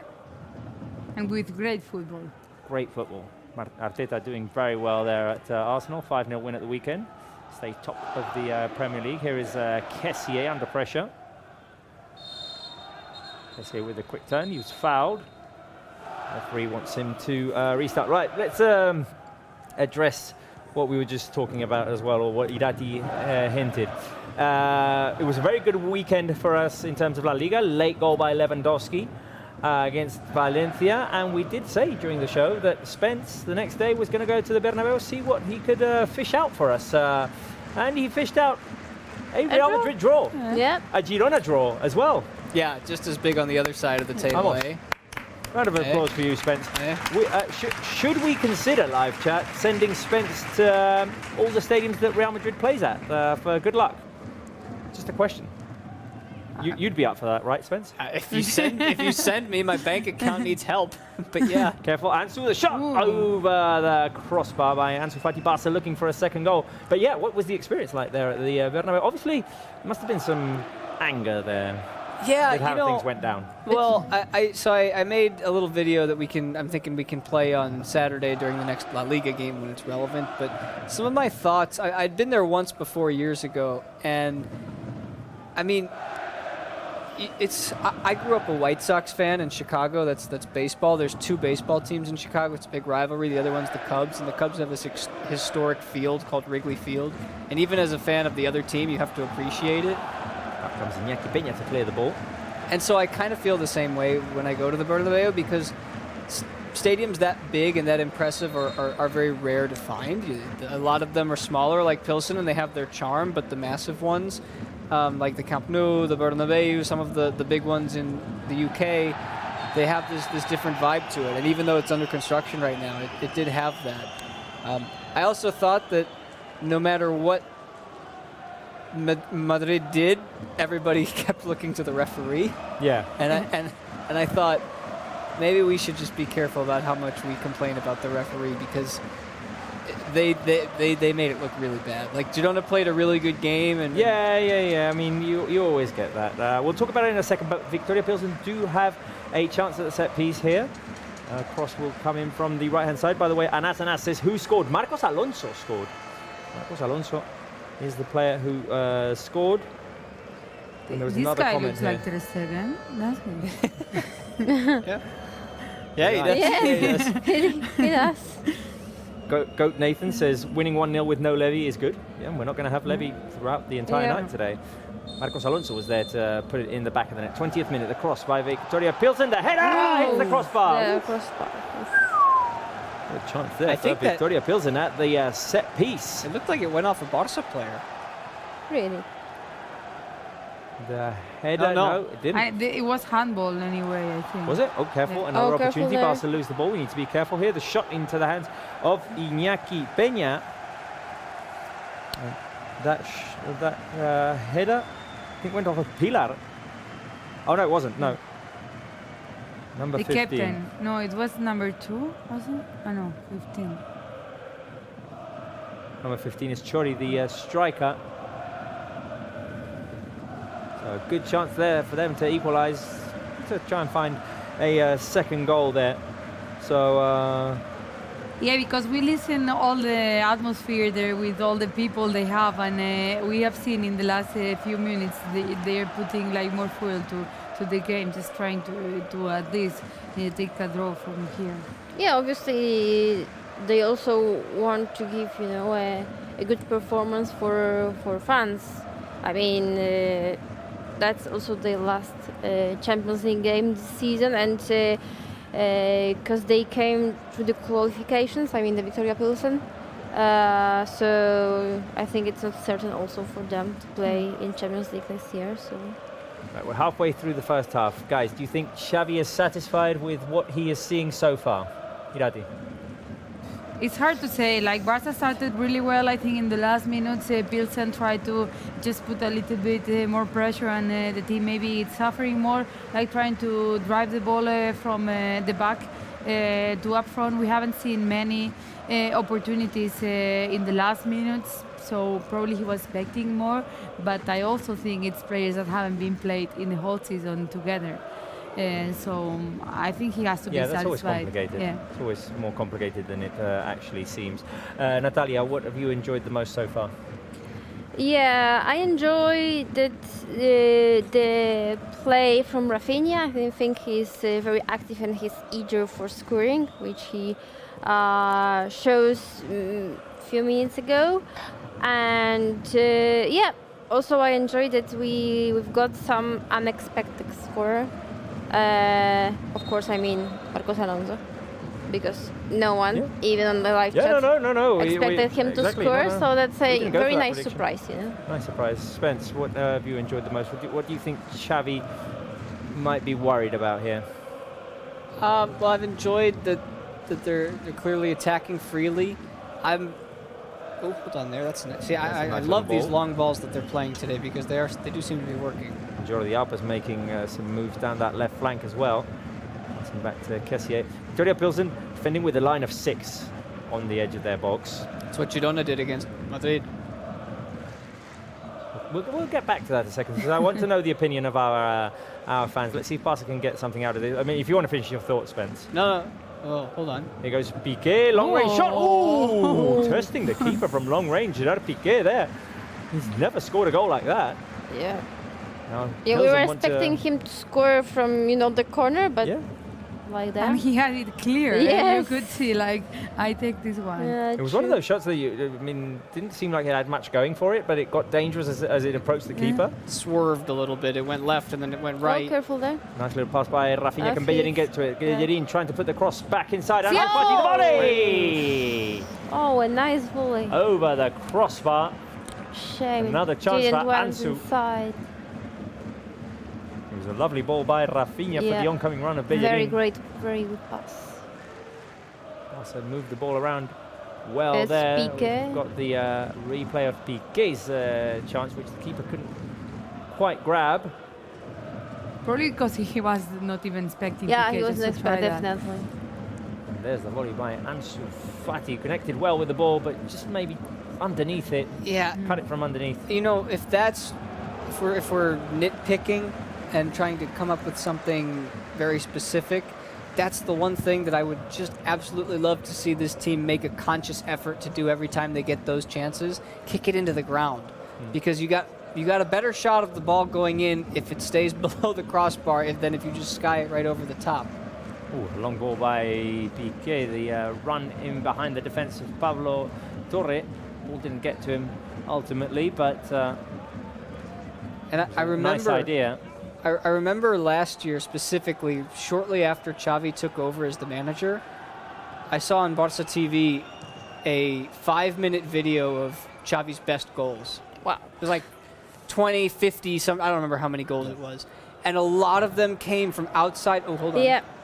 I remember an amazing goal from Xavi from his last season. I think it was against Getafe. Yeah, he scored a very good goal against Yes. Getafe from outside the box. We won 3-0 if I'm not wrong that Oh, game. 6. Okay, 6. But all of those shots from Xavi were from outside the box, but they intentionally stayed low. Careful with the Careful there. cross there. Barca defending now with Viktoria Plzen trying to go for the equaliser. The shot from the edge of the box goes wide, and it'll be a corner kick for Viktoria Plzen, and Diaye there with the shot. Who touched it? I'm not sure. Someone Let's see. dove out there to the edge of the box to try and block it. It went off of Gavi. See, the defense Pablo Torre. It's Pablo Torre. Yeah, you confused them before also. They have the same hairstyle. And this corner, I've got a comment. Same height. Yeah. Both young. Incoming cross, a header, and it'll be another corner kick for Viktoria Plzen. Chori, once again, the one bringing the danger with those set-piece opportunities. The fans at the Dusan Arena. Yeah, I mean, we have to remember that they are the leaders of the their Czech league. Yeah. 4 points ahead of Slavia Prague. They're missing some players today as well. Players who started at Camp Nou. Mosquera, Sikora, who was the player who scored there at Spotify Camp Nou. One out due to injury, the other suspension. 27 minutes played, 1-0 to Barca. Marcos Alonso scored. And Barca looking for a second goal. A good chances through Ansu Fati. Comment from Amani, who says, "Is there any live match center without trolls lurking in the comments?" Never. No, I think it's impossible. And let me tell you something. They feel Amani. comfortable with us. Yeah. I think they like the show. Amani, you just got to get used to it. And you know what? The best way to drown out a troll is to do just that. Bark back at him and let him know how much you love Barca. Well, let's try and drown them out, because I did hint at this before. Guys, let us know where you're watching us from. What is your story watching this game? Flag. I mean, what are you doing today to watch the game? Are you doing anything else simultaneously? Do you have, I don't know, meetings tomorrow, exams tomorrow? Let us know. Where are you watching us from? What is your circumstance watching the game today? What snack did you pick today? Live chat, fill it with flags, the flag of your country, and yeah, tell us. Someone is asking if we have space in the sofa for him. Yeah. Yeah. I mean, Yemen. one more. Has space. We need the flag for Yemen, though. I don't want to read Yemen. I want to know, because if you showed me the flag for Yemen, I wouldn't know what it is, so tell me. Okay, more Teach flags. Fill the live chat with flags, and respect for Ansu Fati is what I'm seeing right there as well. I mean, always respect for Ansu Fati on the live chat. Where is? Oh, you've got the flag of Yemen. There it is. There it is. Where have you got more flags from? Suriname, Nigeria also, I see. South America, South Africa, Nigeria, yeah. Looks like Italy. Yeah. I'm on my couch watching it from US, I see. We're in the US. US is a very vast Yeah, I always want land. to know the state, at least. Which city, which US state? is a big place. Hungary, I believe that is. India and Denmark. Denmark, South Africa, Australia. Oh, what's that? That's Lebanon. Give us your story as well. Like, what made you want to come join us today? And because there are lots of people saying, "What's the point of this? This game is worthless." So, why did you decide to come and join us? And I assume watch the game as well, because you're a Barca fan like we are, and through thick and thin. Or let us know. What is the Japan, reason? Bangladesh, Trinidad and Tobago, Colorado, Finland, I see as well. State, Greece. I think we need to get we need to go back to our origins and get a map. Oh, a physical map. Yes. We can stick pins in it and see if we can actually get all the countries in the world. Careful I- here, Oi. Barca. Great Giving away the ball, and Iñaki Peña Hey, with hey. the save. Bravo, Iñaki. Airplanes. Airplanes. Come on, Airplanes. come on. I mean, I'm going to post he doesn't have an airline named after him. We just crashed. We're literally going down. Yeah. Iñaki Peña with the save going there. to post some. Good Well, save by you Iñaki. wanted Good his save, confidence you booster. there you Yeah, no, he came up with it. That's a big one. Because it was just him. He was the only one that could have Yeah. gotten in the way of that. Here. Oh, and he did it again. Iñaki with another he did it save. Oh, Oh, offside. All right. It doesn't matter. He made the save anyway. Iñaki He did it Peña again. came up with a big save there, and then it's an offside against Viktoria Plzen after. Barca are getting a little bit sloppy at the back. Yeah. I think they're getting too down, like giving too much profundity, so Viktoria Plzen are just pressing them and finding the spots. People keep on sending their flags. Belgium. Magnumbe says Iñaki is great. Keep telling us where you're from and show us the flags of your country. I like Belgium. Alia says I'm always watching you guys for 4 years almost. One thing for my birthday, that is tomorrow. Oh, Alia. happy pre-birthday to Alia. 23, is it, am I correct in saying 23 or 22? I seem to remember Alia mentioning She was this. 22. So, Yeah, I are you going to remember be that. 23? Who's Respond 20 to us, Alia. Who's 23 on Barça? Yeah. Kunde? Kunde, Araujo. Araujo's 23 as well? I think Araujo's so. 22. Oh, Carolina says Peña is very Neuer-esque. Interesting. In that, maybe she means it in that he's competing for a Araujo spot with is Ter Stegen. 23. I mean, the way he's playing now, and Carolina mentioned it earlier in the chat I saw. She said the way that he played against Manchester City, which was the last time that we got to see him, that it was about time that we saw him start. Araujo is 23. Araujo's also. 23. Okay, like Alia, I think. If Alia is 23 Yeah. tomorrow. And I think Kunde's 23 as well. Yeah, also. I'm never good with the ages of the players. Ansu was turned 20 yesterday. 20. I know our teenage sensations Ferran are is 22. growing up. Yeah. Soon they're going to be veterans. These kids, how they grow up. Can I get the shirt to Canada? I think. We'll find out. Yeah. The website? I know that sometimes there's issues with shipping to certain countries, but I don't think it should be a problem to get it to Canada. Canada's a great place. I've been to Canada. I've been to Montreal. I've only been in the airport of Montreal, if that counts. I know. I've been to the city of Montreal. I've been to Toronto. I've been to the highest tower in Toronto. The CN Tower, you went up? Yeah. Nice. Did you walk over the glass floor? Yes, I did, and I'm Ooh. scared of heights, and I managed to beat that. Careful with Barca attacking here. The cross inside. Kessier was the one leading up, and it was Ansu, the one who was almost on the finishing end of that. Well, That's we got two of Ansu, That's- the third one gets in. Apparently there You was an made me issue feel here like with my keypad. Ooh. What was I doing? I don't know. I was making sounds, I think. A near opportunity there for Ansu Fati. Trying to read the comments as well. Cows say moo, dogs say woof, trolls say haha Europa League. Wait a minute. This is for you. This is for you for that.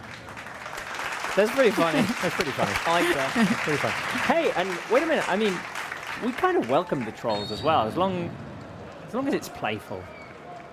It doesn't get on our nerves too much. But this is, I said before, I think they feel comfortable here with us as well. They must enjoy the show. They spend a lot of time with us. No, I mean, trolling is, I think it's kind of an accepted and unfortunate part of the world we live in now. The world we live in, because it's very easy to do that, but, you know, there's still time for respect and chivalry, for sure. Looking at you, Asif. Respect. Respect. Who was saying respect Ansu Fati before? He almost scored now. Viktoria Plzen. I didn't see them create as many chances the other day against Inter Milan. They weren't going for it as much. Yeah, they weren't this. They weren't this aggressive. This I mean, they weren't in adventurous. front of their fans. Here is Gavi leading the charge. Gavi comes to a halt. Needed help. Oh. Ooh, lovely little croqueta by Gavi. Oh, hey. he took himself down, and then he got hit in the back of the head. Oh, I think he... But he's made He's of been- iron. Yeah. Yeah. I mean, he'll be fine. He'll be fine. Oof. Oof. Lovely little croqueta by Gavi. And then the foul. and- Oh, darn it. Got shinned right in the Yeah, Shinned in the looked head, yes. pain- I was going to say kicked. Kick wasn't accurate. Barça, 35 minutes played, 1-0 up. The goal was scored by Marcos Alonso, the unlikely scorer. Yeah. I think we are going to see another... Careful, Bellerin gives the ball away. Sloppy play by Bellerin. Possibility to counter for Viktoria Plzen. Well, I mean, good transition defensively from Barça. Trying to swarm players on the edge of the box. Right. And then Ndiaye kicks it straight into the stands. But yeah, we can't give away easy opportunities. Can't get too relaxed. It's one of the dangers of these games, just getting a little bit too relaxed. Yeah. And Bellerin there slips Yeah. at the wrong time. Gives the ball away. But I think a second goal would make us all feel a little bit more at ease. And I hope it will come before the half-time.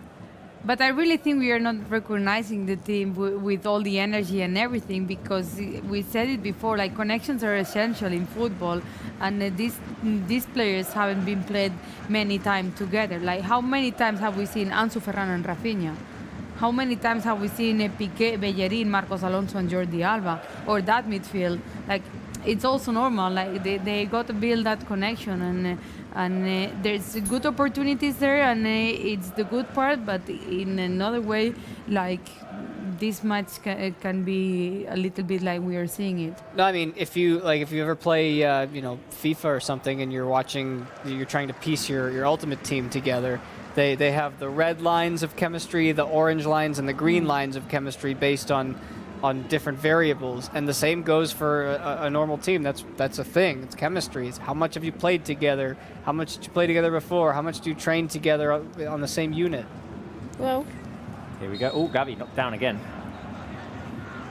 Oh, Alexander, today is my birthday. Happy birthday to you, Alexander. Happy birthday to you. Happy birthday, dear Alexander. Happy birthday to you. How old are you?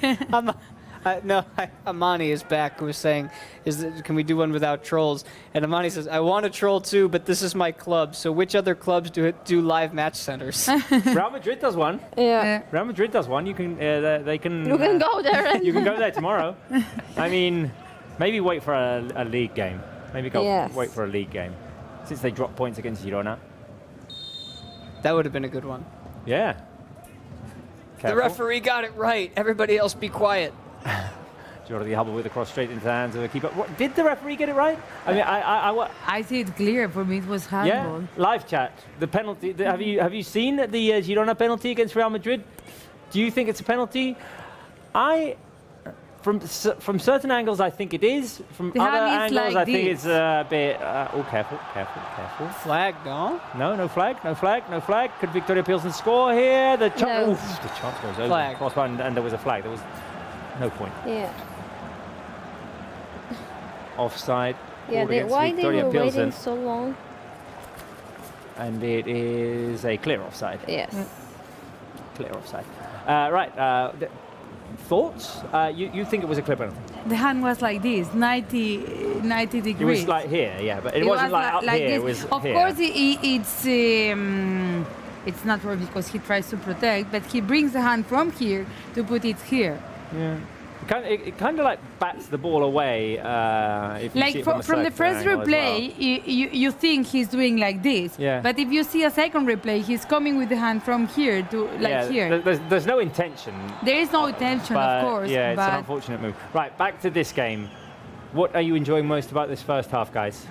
We're giving the fans 3 options, but open answers are welcome as well. Natalia?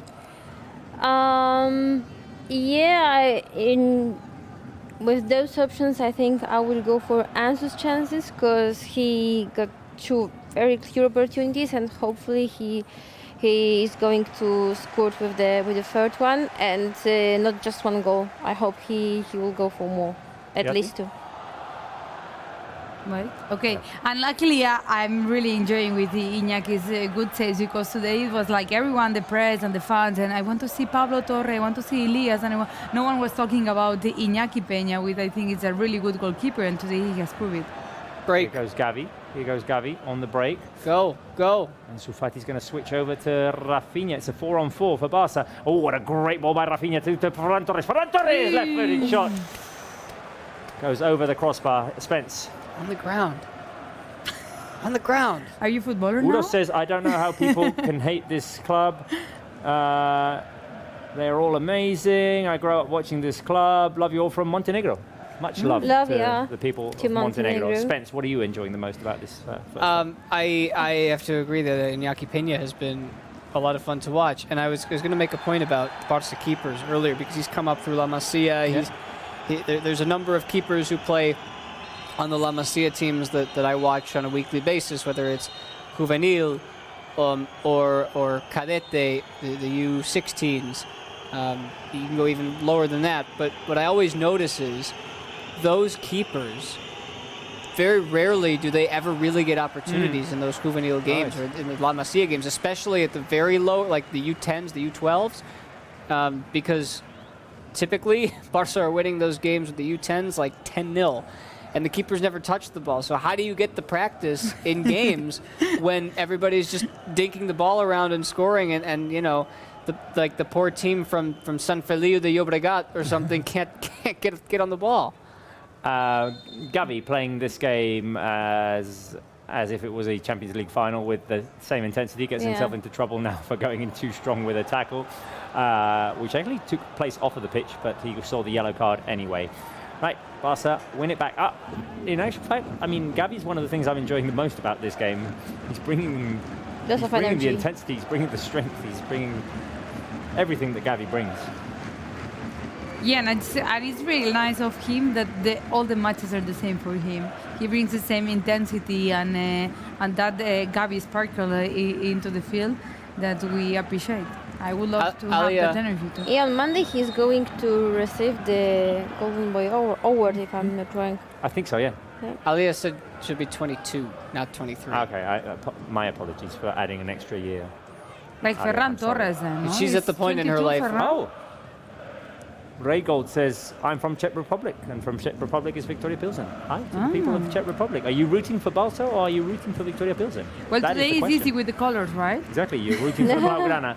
Here is Hector Bellerin. Oh, Hector Bellerin slips, goes down, tries to put a cross inside. Left-footed cross. Made away by the defense. Who recovers? Gavi. Bellerin needs new boots for the second half. He's sleeping a lot. Yeah, he's sleeping a lot, that's true. Gavi tries to feed it out wide to Jordi Alba. 2 minutes remaining in this first half. Will there be another goal? Yeah, hopefully. That, right? First half, eh? I'm asking. Yeah. Okay. You feel it coming? Ansu. I want Ansu as well. Either Ansu or Ferran. Is Bellerin. Gavi. Gavi back to Piqué. Rafinha makes himself available. Final actions of this first half. Here is Kessié. Kessié on the edge of the box. Kessié, can he find Ansu Fati? Kessié turns and passes back to Rafinha. Rafinha with a lovely ball inside. Ferran could score. Ferran scores! But it's offside. It's offside. Yeah. But there was a good connection there. Jordi Alba offside. You kind of saw it coming. Kind of saw it coming. And was it? It's another beautiful pass from Rafinha. Yeah. He's onside. That's going to be a goal. That's going to be a goal. That's going to be a goal. Arbitro. Yeah. Check it again. I'm doing a preemptive dunk because it's a goal. I'm dunking now. Oi! Come on, Barca. He didn't enter. It went in. Yeah, it didn't go in. Well, that's because it hasn't been given as a goal yet. I think it's a goal. Yeah, me too. Guys, do you think it's a goal? Yes. Yeah, he was not offside. There wasn't I don't think there was offside. offside. I think it's 2-0. I think Ferran's goal is going to count. I mean, how can they take that long? It's just seeing a replay and checking if it's... Goal! Vamos! Vamos! 2-0 for Barca. And Ferran is the scorer. Ferranito, vamos! Vamos! The celebration there. Delayed celebration. It's always weird, this, isn't it? So second goal for Ferran in Asif says it is a freaking goal. It is a freaking goal. No offside by Jordi Alba. Jordi Alba with the assist. Ferran puts it into the back of the net. And that's what we're talking about. These players getting their confidence back. Ferran Torres beating the keeper. Round of applause for Ferran Torres. Round of applause. And also for Rafinha. And for Rafinha. And Jordi Alba. And for the team for getting the goal. And whoever said there would be another goal before halftime? Me. All of us. I said either Ansu or Ferran as well. I didn't commit to one, but I said Ansu, but I think Ansu said Ferran, you can do it. You know who I really feel bad for, though, in that situation, to be honest, in a game that doesn't have the same significance and VAR gets it right anyway? It's the poor assistant referee. Yep. Who just got it wrong. Yeah. ¿Quién metió? They're asking who scored. Ferran, Marcos and Ferran. Marcos Alonso and Ferran Torres, the scorers for Barça in this game. 1 minute of added time. Ferran scores his second goal in the Champions League. Scored also against Plzen. Against Plzen. 5-1, I think, the last goal. The 5-1, yeah. The amazing assist by Dembélé. And I think it's really important, this goal, for what we are going to see in the second half, because Xavi is only going to put the youngsters. Exactly, it makes it easier for Xavi to if the put the game youngsters is on. Definitely. Yeah. I feel that way as well. Can give minutes to Valle, you can give minutes to Cazador, minutes to Ilias Akomaj. Right, that is the end of the first half. Barca end on a positive note with the goal scored by Ferran Torres. There was a moment of uncertainty to see if it was offside or not. We're seeing a replay right now in which they show us that Jordi Alba was onside before providing Ferran with the assist. So at half-time, it is Viktoria Plzen 0, Barca 2. Guys, your thoughts on this first half? Also, live chat, thumbs up or thumbs down? Did you enjoy the first half? That would mean thumbs up. Did you not enjoy the first half? That would be thumbs down. Or if you're a troll and you didn't like that, then you can put... Or if you're a troll, yeah, exactly. And you're just going to troll us? Go ahead. Yeah. Thumbs up for me. Yeah. 2 goals lead, a few very great saves from Iñaki Peña, which I'm sure will give him, the confidence, especially because it's his debut, so great for him. I'm still waiting to see a goal from Ansu Fati because he has 2 very good opportunities, but hopefully it will come in the second part, and a very nice performance from Ferran Torres, crowned with a goal. I think it's thumbs up because I think these games are more difficult than we think. Like in the mental aspect, that you go far away from your home, that the players haven't played together. And what I really like is that Ferran finally scored because he was playing well the last matches, and he got the opportunity there. Hopefully in the second half maybe we can see a little bit more rhythm because I'm lacking that, and not letting Viktoria Plzen concede that much, but also love to see the Iñaki Peña saves. Yeah, full-on thumbs up from me. That was a first half that had just about everything. Wow, wow. The most passes that a Plzen player has is 11 from one player. Marcos Alonso has 69 himself. Wow, that's a bit lopsided. Yeah. Right, keep the thumbs up or thumbs down coming. Let us know if you liked the first half or if you didn't. And yeah, we'll keep on talking a little bit about this first half. But before that, Spencer is going to give us the halftime quiz. You can take your time today, Spence. We're in no hurry. Yeah, time for Spencer's halftime quiz. Let's do it.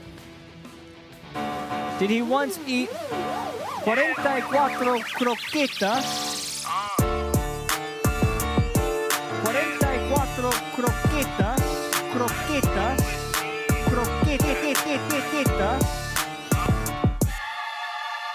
Well, I have to say, I am a little bit hungry.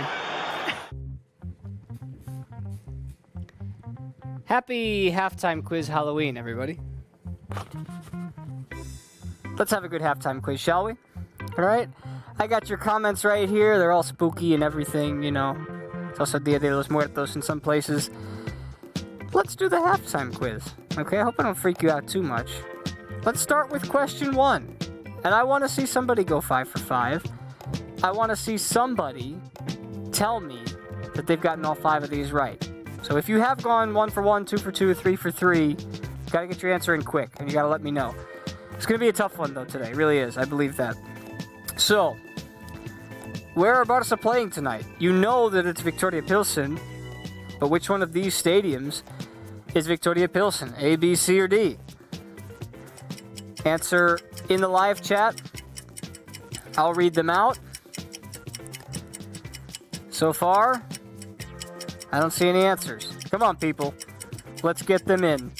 Arnit says C. Arneet's got the first answer in. EA Gaming says C. Bellin says C. Firman, C. Firman always jumps in during the halftime chat quiz. I wonder if Firman just pops over for halftime. Alia, C. Wow, all right, I'm impressed. Everybody except like one person has gotten this right. Well done, good start, very good start. Yep, that's absolutely right. The A is Utrecht from the Netherlands. B is in Belgium. That's Viktoria Plzen, and this is Braga's stadium in Portugal. Question 2. How many teams in La Liga play in a city with a lower population than Pilsen? Now, if you'll remember, when we played Pilsen on match day 1, we did something sort of similar. Because we talked about Pilsen's population, so maybe that'll help you, but it's a little bit different. 2, 4, 6, or 8 teams in La Liga who play with a lower population. And David wants a little bit of Spanish. It's written in the translator. Vale, vamos a ver. ¿Cuántos equipos en la Liga juegan en una ciudad con menos personas que Pilsen? Vale? 2, 4, 6, 8. Let's do it. I see a lot of C's coming in. C. Plakuni says A, just 2. A lot of people saying 6. It is a lot of C's. Walid says B. Mohammed says C. Laikan A. Amani says C. Janyar says C. Lots of C's. But as it appears, I'm going to say only one right answer in the bunch. Drusia. Drusia had it right too. Drusia and Wally are the only two, and they're the only ones capable of going 5 for 5, because the answer is, I'll give Carlos credit too. Carlos as well. Carlos, Walid, and Drusia. Cádiz, Espanyol, who technically play in Cornellà El Prat, not in Barcelona.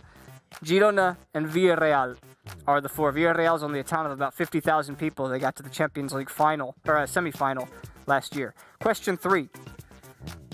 All right, we got 3 people who can go 5 for 5. Walid and 2 others who I have to remember when I see them. Sorry. Of the 15 other teams now in the first division of the Czech League, how many play in a city with a higher population than Pilsen? All right, 15 other teams in the first division of the Czech League. How many play with a higher population than Pilsen? 1, 5, 9, or 12? Plakuni has it at B. Zorro the Mask says 2. I feel you, Zorro. Zeed says B. Alex says B. I'm waiting for Walid to get in there, and then the other 2 who also went 2 for 2. So I'll give you some time. Carolina says B, 5. Amani says B. Asif says 2. The Balrog of Morgoth says 4. 4 is not an option. Alia says B. Janyar says B. Carlos Martinez was the other one. Carlos says C. I'm sorry, Carlos. It's not happening today. Where's Walid? Walid, you got to get your answer in there. You've got just a few seconds left, Walid. I'm giving you the opportunity, but that opportunity is dwindling in 5, 4, 3. Walid says B, and Walid is still on it, and so only Walid can do this. That is the correct answer. There are 5 teams, 3 of whom play in Prague. Bohemians, and then Slavia Prague and Sparta Prague, and then you have Brno and Ostrava. Natalia, did I say that right? Brno, Ostrava? Yeah. All right. I like it. Here we go. Question 4. Walid, I'm looking at you. Walid, get your answer in. I'm going to be looking for you, okay? 3 for 3. Let's make it 4 for 4. Against how many different teams has Robert Lewandowski scored a goal? ¿Contra cuántos equipos ha marcado Robert Lewandowski?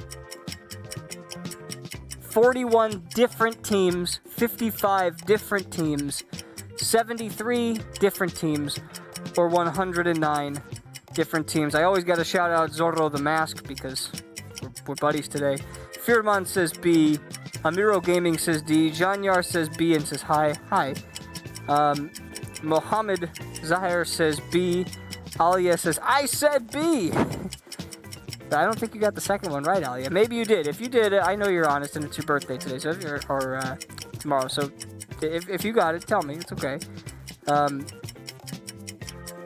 Amani, I said B and you said C. Maybe it was from the previous question. Sorry. Waleed, where are we at, Waleed? Firman said 2 for 2, but we're on question 4. Come on now, Waleed, I'm counting on you. You gotta get in there, right? This is very rare to get to this point, but you gotta get your answer in there.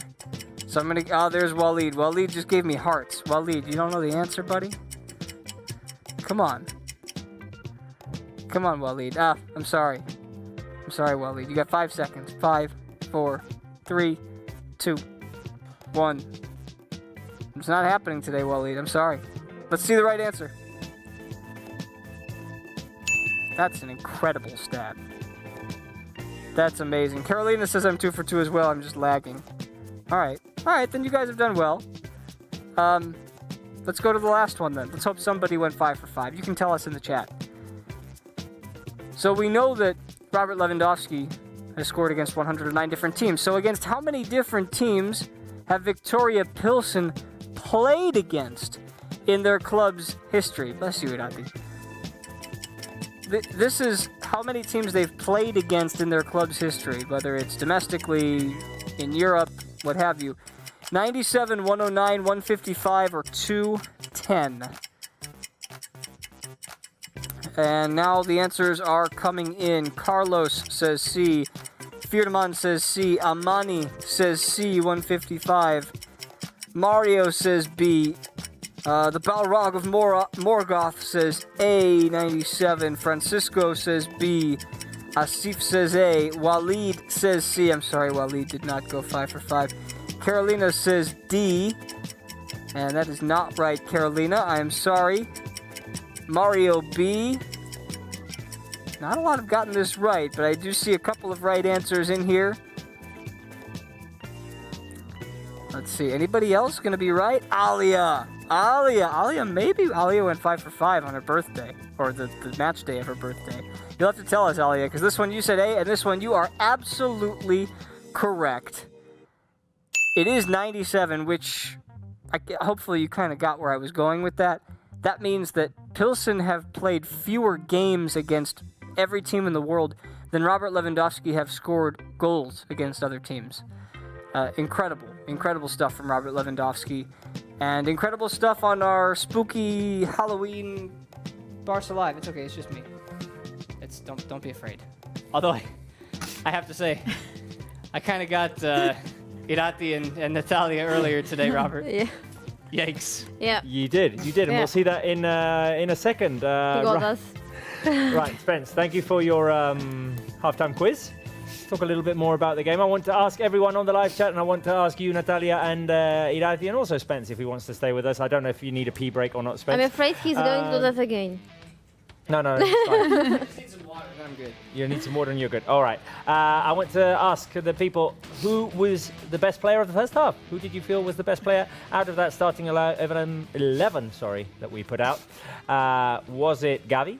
Was it Iñaki Peña? Was it Ansu Fati? Those are 3 options I thought of, but Natalia, did you think of anyone else? Yes, I was thinking about Jordi Alba because he ended the first half with 1 assist, but he could have ended up with a hat-trick of assists.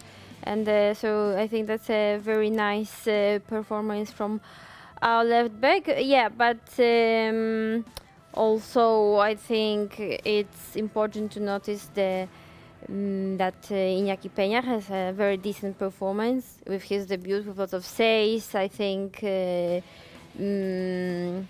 can complain about how he's performing tonight. Just a couple of comments for Spencer. Says that Armani says that mask was messing up your vision because you saw almost all my answers wrong. I got 4 out of 5. And Alia said that I actually didn't go 5 for 5. You were very behind on our answers. It takes a while for your answers to come in. Right, complaints there, Spence. You need to get better at this. Irati, who was the best player of the first half for you? If I have to choose one of those, it's Iñaki Peña, but I was thinking about Ferran Torres because it's not only the goal, it's all the moves he did there, all the spaces he created for the teammates, how he was occupating the place there as a striker. I think it was like a very complete first half for Ferran Torres. And on that note, you talked about Ferran. Anton Paino said, who scored the second goal? It was Ferran. Spence, who was the best player of the first half for you? It has to be Iñaki Peña, right? The saves that he made, even though there was one that was offside. It's for me, it's just a breath of fresh air to see somebody else be successful in the position that we've come to take for granted because Ter Stegen has been so consistent this year. I mean, I liked Ansu, I liked Ferran as well. I kind of like Gavi's intensity as well, winning the ball back, making drives forward, creating things. Just doesn't really matter to him if he's playing against Bayern Munich or Viktoria Plzen. I think he's getting us used to a high level that we take for granted what he's doing today. And it's not for granted because, I mean, he's only 18 years old. Like, his energy is always good for the team. By the way, we saw Spence as the second half is starting. We saw you with a mask on. Yeah. And I saw. Should we show the clip of what happened earlier? I mean, I don't know who have that a clip was. on that. Oh my god. I don't know what happened. Yeah, show it. Let's show it. Let's see, because it's Halloween. Oh. You see, Irati's It's reaching comic for because something. I was taking water.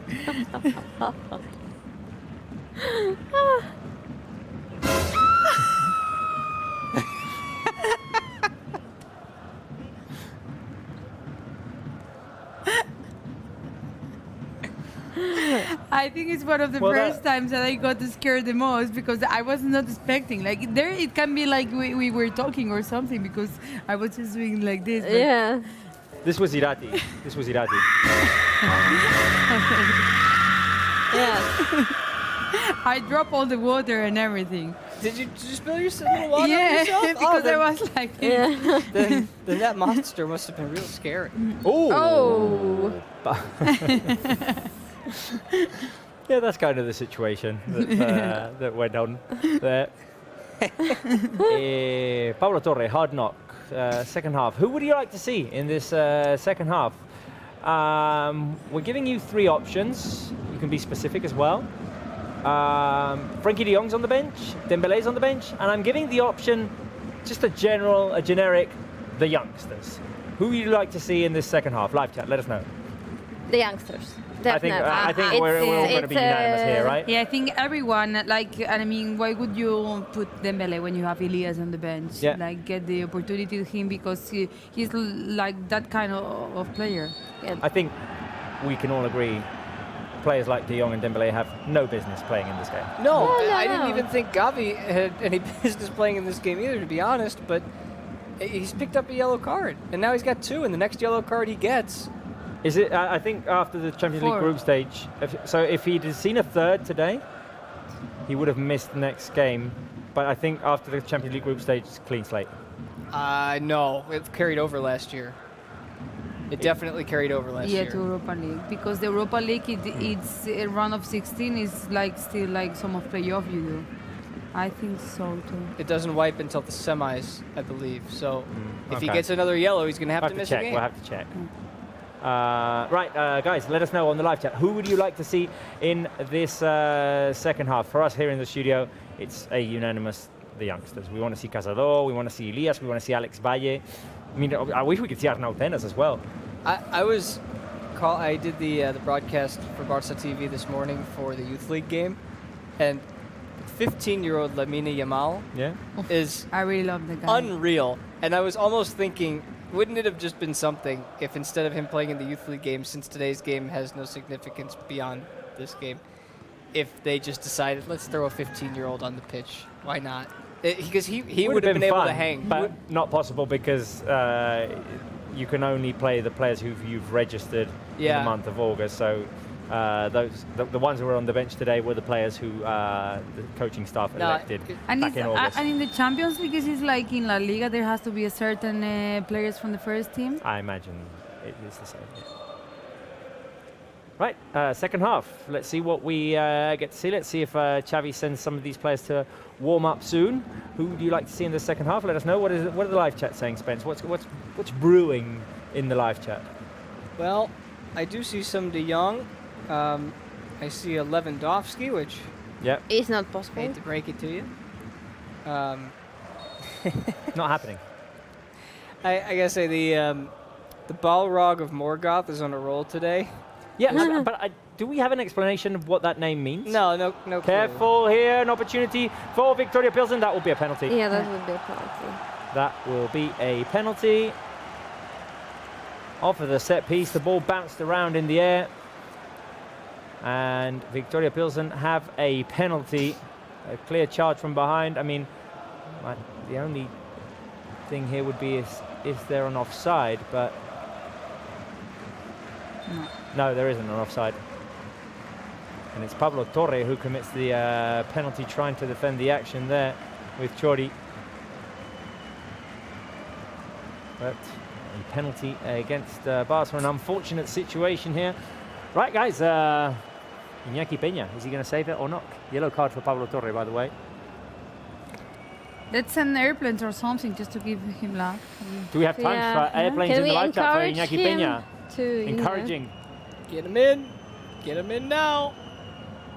Get him in. There's a penalty check going on? Yeah. Well, yeah, I think they're checking to see if it was offside. It wasn't. It was a bad clearance. I mean, it's penalty, but it's also like those kind of penaltitos. Well, I mean, it's a clear penalty. I would say he's going to tell. But there you go, Alia. Well done. Well done. Encouragement for Iñaki Peña. Come on. What are you going to check? Wants his moment to shine. Now the referee. Ooh, Goat Nathan with a different airplane. I like it. Referee telling the players to stay out of the box until the penalty is taken. Being very firm there. Right, here we go. Can Iñaki save it? Let's go. No. Iñaki went the wrong way. Viktoria Plzen managed to reduce the deficit there. And it is Viktoria Plzen 1, Barça 2 from the penalty spot. Chori, who almost scored in the first half.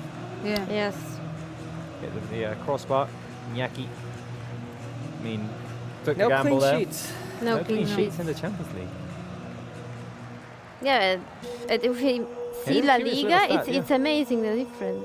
Yeah. You felt like today was the day, but no, it wasn't to be for us in this Champions League. Right, it gives the, let's say, positive news. It gives the team incentive to keep on going, to push, restart, not get comfortable, try and go for more goals. It also means that none of us are going to get our predictions right. Yeah, because again.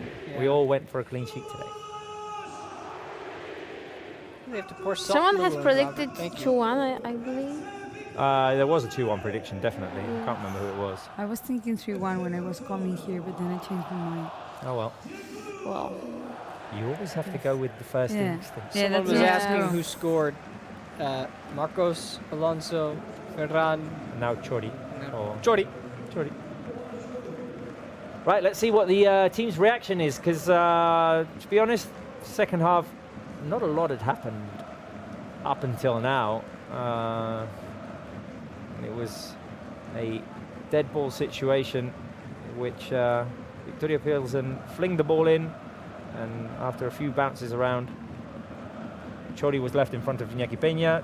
Pablo Torre collapsed onto him. Yes. The penalty. Piqué, long ball. Looking for Rafinha on the right. Yerin manages to win it back for Barcelona. Ferran drops back. Here is Ferran. Ferran protecting the ball. Ferran driving inside. Here is Ferran. To Rafinha. The ball back to Ferran. Ferran scores to make it 3-1 for Barca and give us a 2-goal advantage once again. Vamos, Ferran. 2 goals for Ferran. Two for Ferran. Vamos. Vamos, Ferrandinho there, eh? Yeah, Fernandinho. Ferran What did a very goal. well Yeah. after the clearance by Bellerin to pick up the ball, drive forward, dribble his way past, a little croqueta included, pass the ball out to Rafinha. Rafinha gives it back to Ferran, and a first touch finish.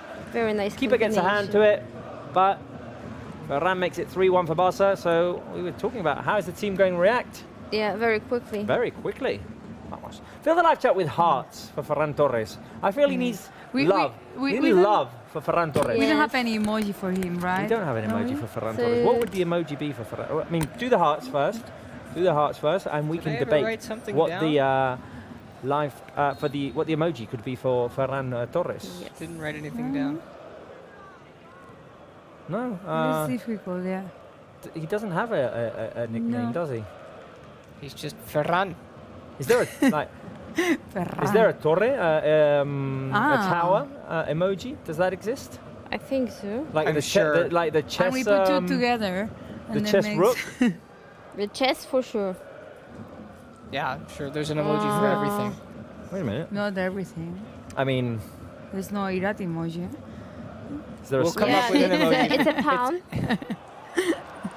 No, can't do a pawn. Oh, careful, careful, careful. Shot goes into the stands. 10 minutes played. A lot of action in this second half. 2 goals already. Yep. I'm just going to go. And we were talking, like, I remember, like, maybe 1 month ago that Ferran was a player that needed, like, to play, like, continue, like, have minutes and minutes and minutes. And he was going to bring a lot. And he has proved that because he has been increasing the level, like, so high in the last matches. Just checking to see. I'm very happy for Ferran. I think he's a player who can be of extraordinary value. He showed last season as well. He knows where to be. He gets on the finishing ends of things. The other day he obviously had that frustrating miss. But Yeah. how do you recover from that? Come Well, out today and score 2 goals? Yeah, and yeah, maybe he's going for a hat trick. Oh, that's a good question we could ask the fans. Yeah. Well, we forget the miss against Valencia a little bit easier because Lewandowski came through in the end. I think we'd remember it a little bit more if it finished 0-0. True. And for Ferran, we were talking about how he's more comfortable playing on the wing, but in this game, he's proving that he can play as a number 9 if called upon, which Barca don't really need that when playing the big games this year because they have a number 9.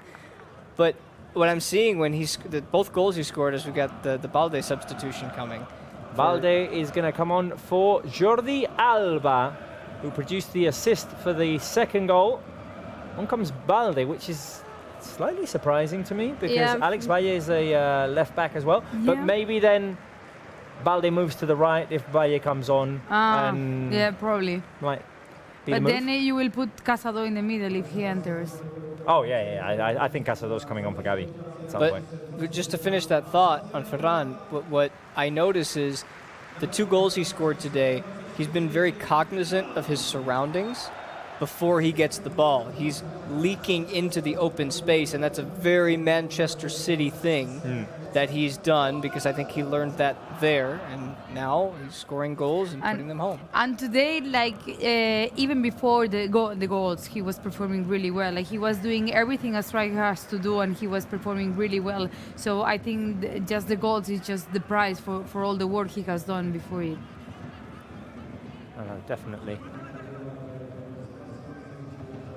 Well-deserved performance for Ferran Torres with 2 goals. Now Barca win it back in their own half. The first substitution has happened, and the first to come on was Balde for Jordi Alba. Here goes Hector Bellerin speeding up now. He's got Ferran ahead of him. Bellerin is going to drive into the middle. Bellerin could score. Bellerin shoots with his left foot. Ooh, good run by Bellerin there. The save by the keeper. And the question, will Ferran score a hat-trick, guys? Yeah. Why not? You say yeah? Yeah. It will be the first one in Barca? It would be his first ever hat-trick for Barca, yeah. I think he did score one for City. No, for Barca, for No, Barca. I know. Might have done for I'm just trying to City. think. I'll have to do the... Let us know, live chat. What do you think? Can Ferran score a hat-trick today? I'm kind of rooting for it. I would love. I would love it. give him some confidence there. Now, a corner kick for Viktoria Plzen. What are the fans saying here, Spence? Do they trust Ferran to score a hat-trick? Goat Nathan says yes. Zeed says yes. Guy Ezra says no. Uros says 4. We all accept 4 also. I mean, 4 might be getting a bit ambitious because I think, well, I mean, could finish the full 90 minutes. Because if Elias comes on, who do you take off? For Ansu, probably. Or Rafinha. Leon or Lion, spelled like Leon, says, I think you're rooting for it. I would love it. Yeah, I would love it. Right, a goal kick for Barça. After a corner kick opportunity. 3-1. Barça playing from behind. Let's see if we can get a couple of extra goals in here. Something to keep us going for this remaining half an hour of the game. Balde. Marcos Alonso. We haven't been shown who's warming up for Barça. No, they haven't shown. And you can tell, like, the season Balde is doing, because he's today entering the second half. That means he's part of the starting team of Xavi Hernandez. Oh, yeah. Here he is, Balde. On the left, placing Jordi Alba just a couple of minutes ago. Kessier doing fine today as the holding midfielder. So linking up, Ferran Torres picks it up in the middle, feeds it out to Pablo Torre. He's got the run of Balde to get to. Balde, the cross inside low, cleared away by the Viktoria Plzen defence. Now, Viktoria trying to run out. And Pablo Torres lived there. I think that they have watered a lot because there's many players sleeping. Seems like there's, Also Bellerin. Bellerin in the first half, Pablo Torre now. Yeah, lots of slipping around going. Hit the hour mark. It's 3-1 to Barca. 2 goals by Ferran Torres, 1 by Marcos Alonso. He scored the opener. Viktoria scored from the penalty spot.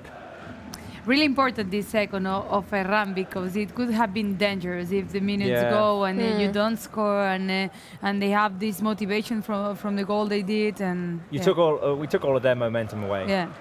Definitely. So I thought I was onto something when we were talking about it. Match day 36 of the Premier League in 2021 against Newcastle.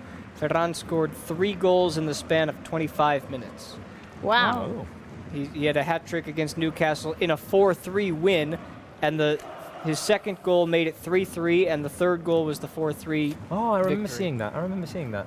Because I watched the Manchester City documentary. Once the season had ended, they put together a documentary about that season. And I remember seeing the footage of those goals. But he hasn't done it for Barca, but he has scored on 2 occasions in the same game for Barca just once. Do you remember who it was against? So twice in one game? Twice in one game. And he's done it how many times? Just once for Barca. Oh. It must have been last season. And can you give us a hint on which competition? Definitely La Liga. It's La Liga. Okay. Careful here, an opportunity for Barca. Gavi inside the box. Gavi dribbles. Gavi can try and set it up. The shot by Gavi. Keeper gets his fingertips to it, and it'll be in the end, a throw into Barca on the right-hand side. I'm trying to think. See if anybody can get it in the chat. Osasuna? Yeah, that's the one I'm thinking of. Osasuna. That's it. Well done. Irati's on a roll today. Bravo, Irati. Bravo. Bravo. Round of applause to you. Careful here. The opportunity. Oh, Iñaki Peña with a nice save. Vamos, Iñaki. The cross coming in from the left.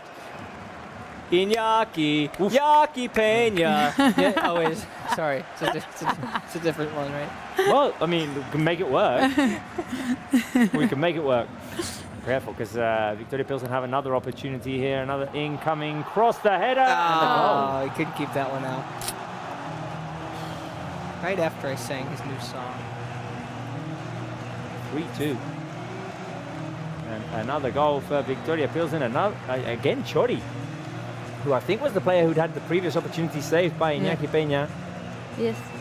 And the cross to the post. Oh yeah. He hit the post. So incoming cross. Ooh, is he offside? Is Chori offside there? By a hair? Didn't quite look like it, did it? The previous save by Iñaki Peña is outstanding. Could argue that there's a foul on Rafinha before the goal as well. The referee said play on. And I want to see if there's offside, because I thought maybe he was just like only This slightly dude off. scores goals, apparently. Is it going to be checked? Are they checking it? I don't know. I'm asking. No, No, they're not yeah. checking it. It's 3-2. Okay. Thomas Chori. 2 goals in 6 matches. Both of them against Barca. Yeah. Oh, careful. Careful And there. here they come Careful. again. Ball on the edge of the box. Yeah. Intercepted there by Kessié. Oh, no. Kessier's hurt himself. But referee, come on, he was in front of it. Just stop the game. Yeah, but No. the You got it, referee you got- doesn't have to stop it. Yeah. Yeah. That's Just so such bad frustrating luck there. for him. Another opportunity for Viktoria Plzen. Come on, No, there's the no fair referee- play. no, No he- one is playing anything here. He didn't have to Like- stop the game. There's nothing that says he has to, unless it's a head injury. Unfortunate moment for Franck Kessié. He was leading the counter-attack, leading the charge. He sped up and all of a sudden has to stop. It's the sign of a muscle injury. Probably a hamstring. Ooh, And suffering a lot. yeah, he's down on the ground, grimacing. So he wins it back, starts to make the run forward, and has to here's come the to a moment. halt. Oh, Just injures himself. pretty cool. Oh, he's oh no, it is a it's hamstring. It is a really hamstring. I extra thought he had his morale, hand on yeah, his it's knee. yours. No. Right, so Barca are going to have to make the substitution here. Probably Casado comes in, right? Yeah. Feel bad for Kessié.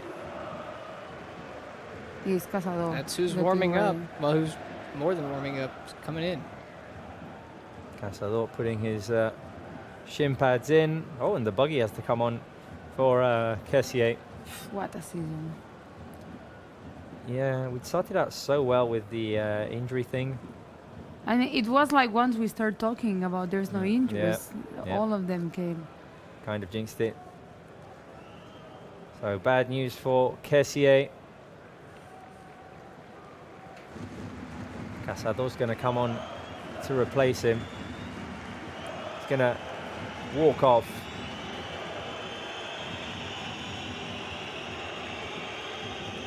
So Barca have already made 1 substitution. This would be the second, and Xavi would only have 1 more window to go.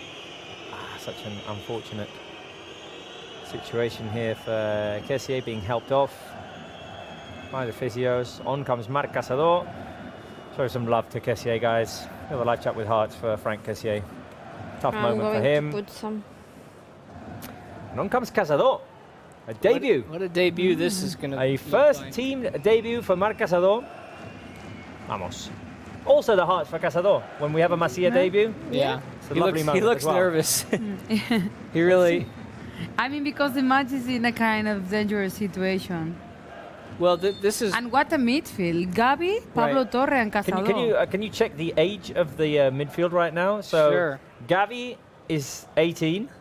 He turned 18 in. Pablo Torre is 20. No, No, is he's he? younger. No, he's younger than that. I think he's 18 as well. No, Oof. no. No, he's Foul not on 17. Ansu Gavi is 18. Casado. Pablo Torre is Pablo 19. Torre is 19. And Casado is just turned 19 about a month So and an a half under ago. 20 midfield there with Barca attacking forward. Ferran Torres on the left now.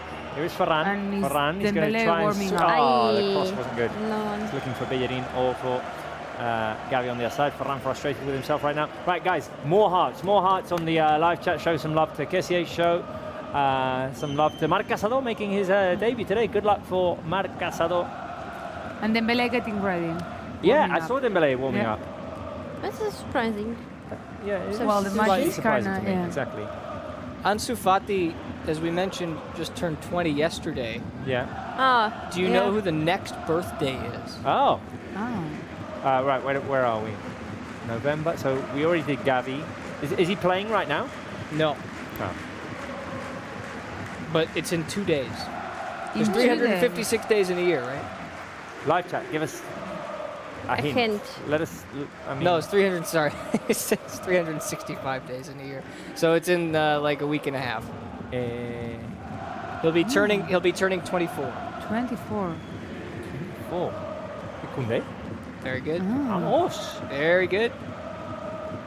Well, I mean, the age was a hint because we Yep. just talked about how Koundé was 23. And then in less than a month's time, we'll have another birthday as well. Somebody who turns 20. Alde? Pedri. Pedri? Pedri. Going to be 20 years old. 20 only. His It's teenage crazy. days are It's well crazy. behind him. Well, yeah, I'd say in the way he plays, they're miles behind him now. Pedri, my God, what a player. What a find 2 years ago. Bravo to whoever it was that found him initially. Here is Gerard Piqué. It's Viktoria Plzen 2, Barça 3. Let's hope that we can get something more positive out of this. Obviously, the win's good, but... Well, the debut of Cazadores, of course. Obviously, but now I want to Which see is the the others as debut well. you more remember? Because for me, it's Marc Muniesa with that red card the guy there. got sent- I the have guy it got sent that off. debut Muniesa. here, yeah. But this for me is getting my wish because he doesn't have to play as a fullback. He can play in his natural position. But he did it. Xavi tried him in the preseason. Against a lot, right? Yeah. Long ball by Piqué. Bellerin on the right-hand side. The crossing side by Bellerin. Rafinha goes up for the header. Can't quite connect. Ansu's going to chase it. 20 minutes remaining. The debut I remember the most, I think one of the most anticipated one was when Bojan Krkic made his debut. My first Barça t-shirt was a Bojan Krkic one. Yeah, there was a whole generation that was in love with Bojan Krkic.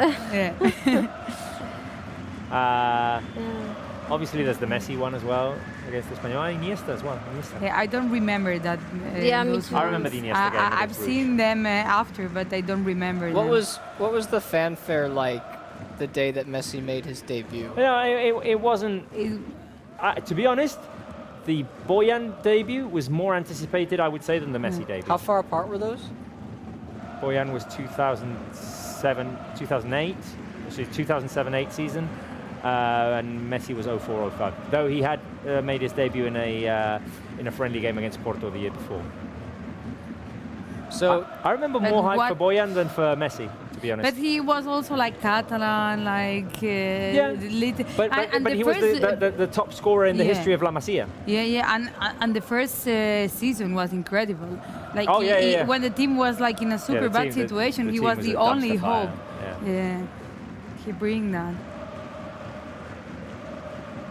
All right, so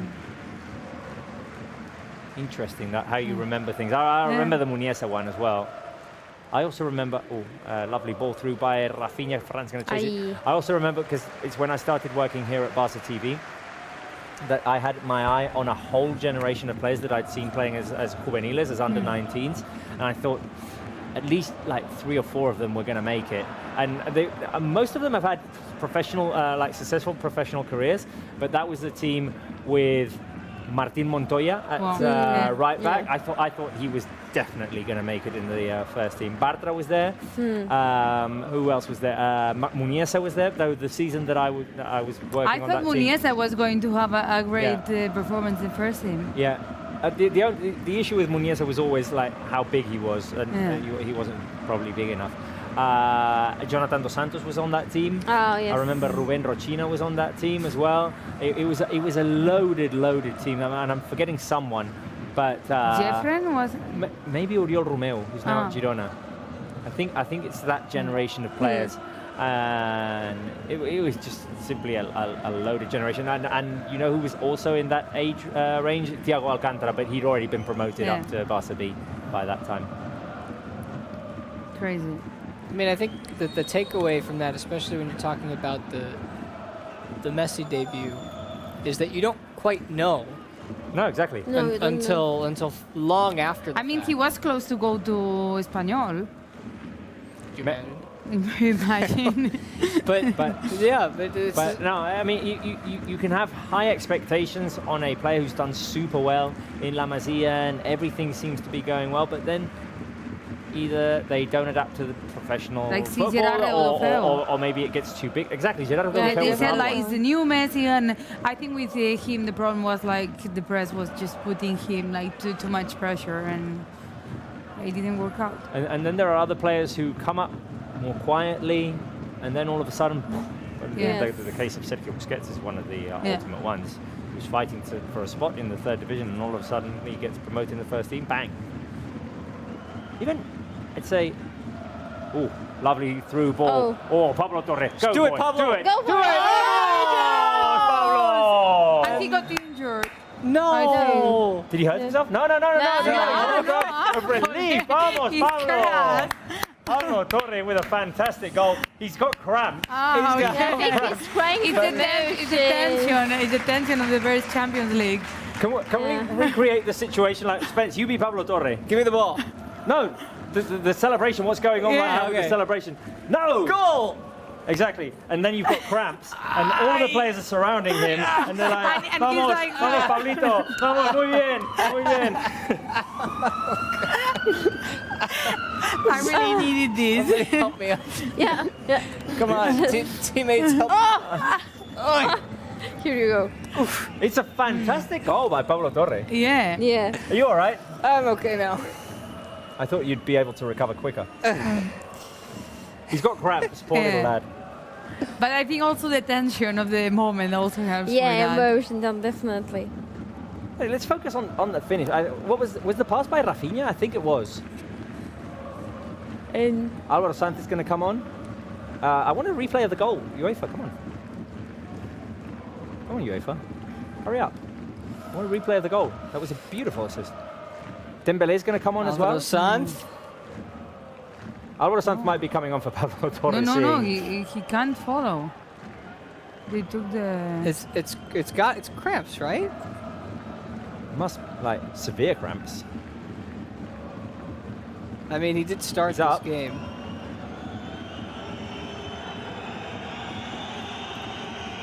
Right, here's the goal. Rafinha, beautiful ball Another. played forward to Pablo Torre, left-footed finish, past the keeper. I think he was cramping up as he was winding up to take the shot. You notice he sort of checks a little bit on his way up. Round of applause for Pablo Torre, guys. Round of applause. Fill the lights out with applauses. Go, number two. He has to go with car. Pablo Torre taken off on the buggy. That will be probably the last we'll see of him today then. Alvaro Sanz comes on for him. I think Dembele's coming on. So does that mean that Ilias is not coming on? But he's not there. But do we have another window? There's no more windows This for is the substitutions. last one. Then this is the last one. Yeah, but he might be following. I There he is. didn't There he see is. Dembele There's, there, Ah, Dembele. yeah. They are both coming. Rafinha taken off after that assist. Another bit for one. Another He very similar. he starts the situation of the Ferran, and it's Rafinha now getting substituted. The other day again with another cross. Rafinha with yet another assist. 2 assists today. One Yeah, for Ferran 2 Torres, assists, yeah. one for Ousmane Dembele. And he starts the situation with that cross to Jordi Alba to the second goal of Ferran. And a Champions League debut for Alvaro Sanz. A very discreet player, playing for Barça B. Got his minutes last year against Linares, against Mallorca as well. And today, making his Champions League debut. So a round of applause for Alvaro Sanz as well. Number two. How old is Alvaro Sanz? Alvaro Sanz, I think is 20. Came from Zaragoza at the age of 15, if I'm not mistaken. 21. Okay. Álvaro Sanz Catalan. No, he's not. No, the surname is Catalan. The surname is Catalan. Okay. Substitutions for Viktoria Plzen. 77th minute. Right. 30 minutes. I think Two-goal none of us advantage. would have expected the 2-4. No. Yeah, it was a crazy game, right? It's the same result that Bayern Munich got in Pilsen. Yeah, Yeah. true. substitutions for Viktoria Plzen. You know the debate we were having the other day downstairs in our office? And I want the live chat to chip in here as well. It's a negative one, but what is the most disappointing defeat in Barca history for you guys? Because like we were talking compared to this I have today. it clear. I mean, I have it Compared all. to this elimination in the group stage, like this one's Of disappointing. the history that we have lived. But for the one that for you took to heart the most. Anfield, definitely. Anfield? Yes, for me. Because we should have won a triplete this year. I mean, we were one step from the final at Bernabeu. Yeah. But Anfield I kind of expected because the first game in Camp Nou, they played better than us. They played better than us, but but we had a 3-0 advantage. But we had Messi. chances from And it was Dembele. just Messi solving the game. So And I kind Dembele of should have expected. scored like 2 more goals at Camp Nou. yeah. We should have handed But- like 5-0 or It hurted something. me a lot, but inside me, I kind of expect it in the way like with that one of Dembele. And also we you had feel some, like this is the one we were going to but think. Irati, because we had some chances at the first half at Anfield. I think Yeah, Suarez no, had some Indeed, for me, the performance of Barca is better in Anfield than in Camp Yeah, Nou. But in that's Camp Nou, true. you had I'm like with an inspired that. Messi that does a hat trick and everything is settled. No, for me, it's Anfield. I'm For you? thinking. It Roma also- was also. Oh. That game, though, I think it also sort of started to snowball from the beginning. Yes. Because the Origi goal, what was it, Yeah. 5 minutes in or something? And But then they don't score again until then they don't score, and Wijnaldum scores 2 Yeah. right? second half. In the second, like 50 And then minutes, Alexander 53, Arnold, 54. No, Alexander Arnold is the one who we Yeah. remember puts the cross in, but it's always Okay. Right, and Alexander Arnold hits, but the 2 in a row that got Liverpool back in it to make it 3-3 on aggregate, sort of hit you like a quick punch to the gut. Yes. So which one is for you? Which one is it? I would say the one that you've suffered the most. that's I tough. think Roma also because it's the starting Yeah, of all these nightmares. But you know, Like, we it's the but starting point. in the moment, like, I'm gonna make my point that I was making. Okay, so some people downstairs were saying the 8-2 defeat against Bayern Munich, Right. and that obviously was a very tough pill. Because to it was swallow. embarrassing. There was But a you- point you- that you felt embarrassed. There was a point there in which going into the game you knew that Bayern were It's the better stronger, team. yeah, of right? course. So you knew that it was going to be difficult to beat them, and you didn't have as many expectations. Roma is another case, but I always think that Roma was an accident, whereas Liverpool was a meltdown.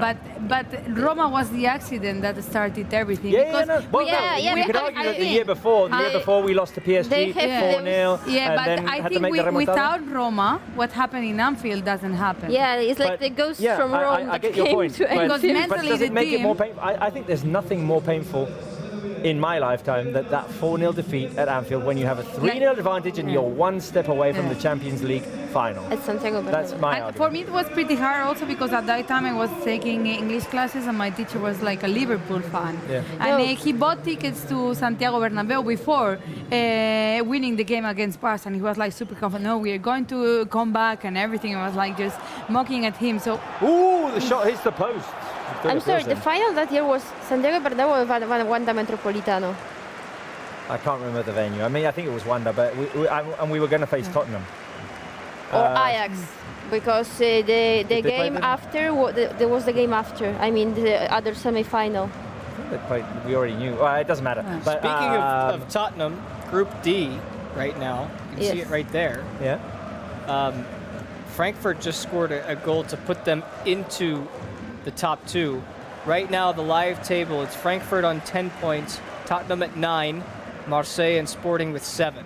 But that can still change. Well, I'm going to say something that, I mean, we were talking about painful defeats, and one is against Eintracht, and we have no business having to potentially face them again this year. Careful, because Barca are on the counter-attack. It's Ansu Fati on the left. Ansu Fati with a cross that goes into the hands of the keeper. idea. Right, before you go to the screen, Spence, for comments, did anyone contribute to our debate saying which one was the most painful defeat for them?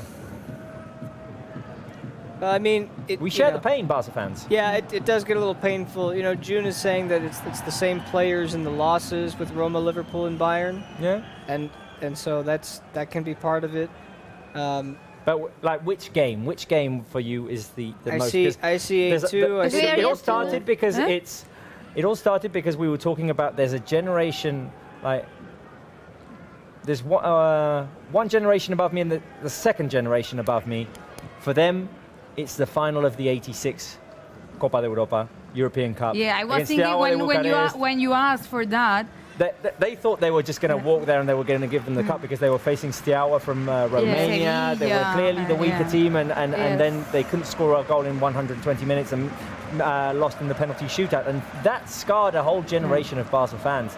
And that's what started the debate. And then we said, like, for us, who didn't live through that, which one is the most painful one? And for me, I think for us it's also more painful because you come from the Barça of Luis Enrique, you come from the Barça of Guardiola. Like, I started watching football. Like, my first remember is Rivaldo. For you, it was Rivaldo. yeah, but I grew up with Barça of Guardiola. So you thought winning everything. Win. Yeah. Basically. Like, for me, winning everything, it was normal.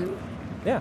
For me, before Anfield, it was that draw against Chelsea in 2012. That was heartbreaking. Because we could have, defend the trophy. I mean, we could have wanted to. You replay. Yes. You could have gone to the final. You replay that semi-final against Chelsea. And all the goalposts, all the situations. I mean, and I also do remember that league that was stole from us against Atletico de Madrid. Yeah, kind of.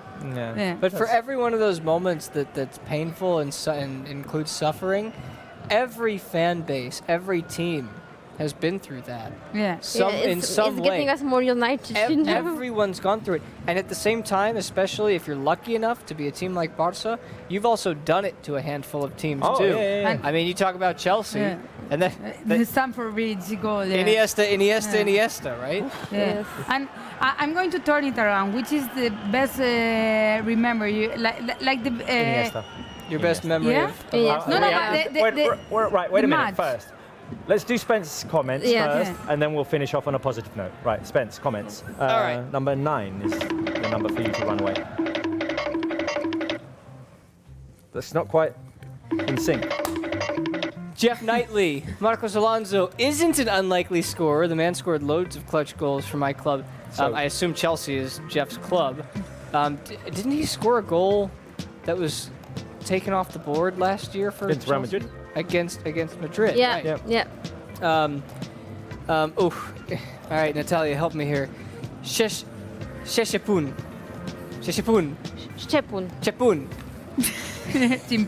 Who do you think will win the World Championship? By that, I think Chepun means World Cup. That's a good debate to have. So we have the debate on the day before. Let's do it. Let's do it before the break. Yep. Charlie Barca. Our game isn't on TV, so you're my only connection. That's what we're here for. I mean, I know we haven't talked about the game much in the last 10 minutes, but that's honestly because since Pablo Torres scored, not a lot. There was one chance that hit the post, and that was it. Gabi, presiento que hoy habrá gol de Gavi. So this must have been before. Well, it could still happen. Yeah, he's still on the stage. He's still on. Saying that there will be a Gavi goal today, Europa League, but the supporters never leave. That kind of rhymes. I like it. And Hasit, for me, we can't blame factors like referring decisions and injuries. The bottom line is Barca weren't mature enough to qualify, and I think that's something that Xavi and Lewandowski too have talked about. This is a process. Yeah. More Barca livers. All right, more Barca livers. Martin O'Brien, Xavi is the right boss for Barca. It will take time. Exactly. Amani, I like it so far. We're keeping a clean sheet, and my prediction is still perfectly on course 4-0. Whoops! That aged poorly. Yikes. Zaid, finally a VAR review that was on Barca's side. The goal. Yeah, it was called back, and then it was, Hopelang Bale, who has the most appearances at Barca? Messi. Yeah, it's Messi, and then it's Bussi, no? Bussi second? Yeah, I think I think Xavi's still second. Oh, okay. Oh, it's close, though. Yeah. Francisco Segovia, Mercader, orgullosa de ser culé y ser de Barcelona. proud to be a culé. And Uros, my heart melts when... Uros. You're tugging at our heartstrings, Uros. It's okay. It's okay. We're here for you. Right, final minutes of this game. Alvaro Sanz playing it forward. Can Ferran Torres get his hat-trick, guys? I'm hoping he can. Be nice to see Ferran Torres get a hat-trick. Is Dembele. And also an Ansu goal. I think he needs it. Yeah, I kind of want an Ansu goal. Ansu did well in the first half, second half. Like a shy performance in the second half. Did have a chance, if I don't remember wrongly. Careful with Balde making a move forward. But yeah, since the Pablo Torre goal, not a lot has happened, guys. It's more like both teams. Well, Mahmoud says the best goal this season is the Torre goal. Pablo Torre. I would disagree. No, Yeah, I think Lewandowski. Literally, given what happened on Saturday. But you know what? Oh no, but I wouldn't say that. I mean, best goal in terms of beauty, careful, was Viktoria Plzen, still going for a third goal there. The shot straight into the stands. Best goal of the season, I mean, Lewandowski in Sevilla was good. Yeah. Yes.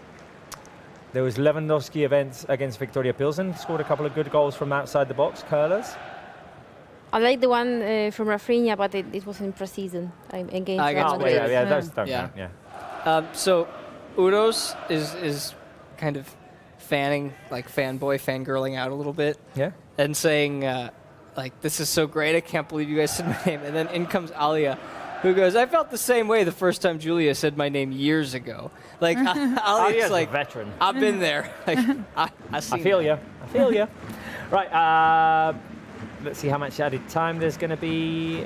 I expect 3 or 4 minutes because there was the Pablo Torre injury, the Kessie injury, 4 minutes there of added time.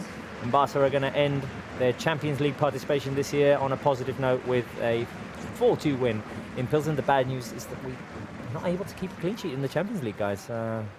Definitely something they'll have to work on for the Europa League. Irati, you had the question. So we did have the debate the other day.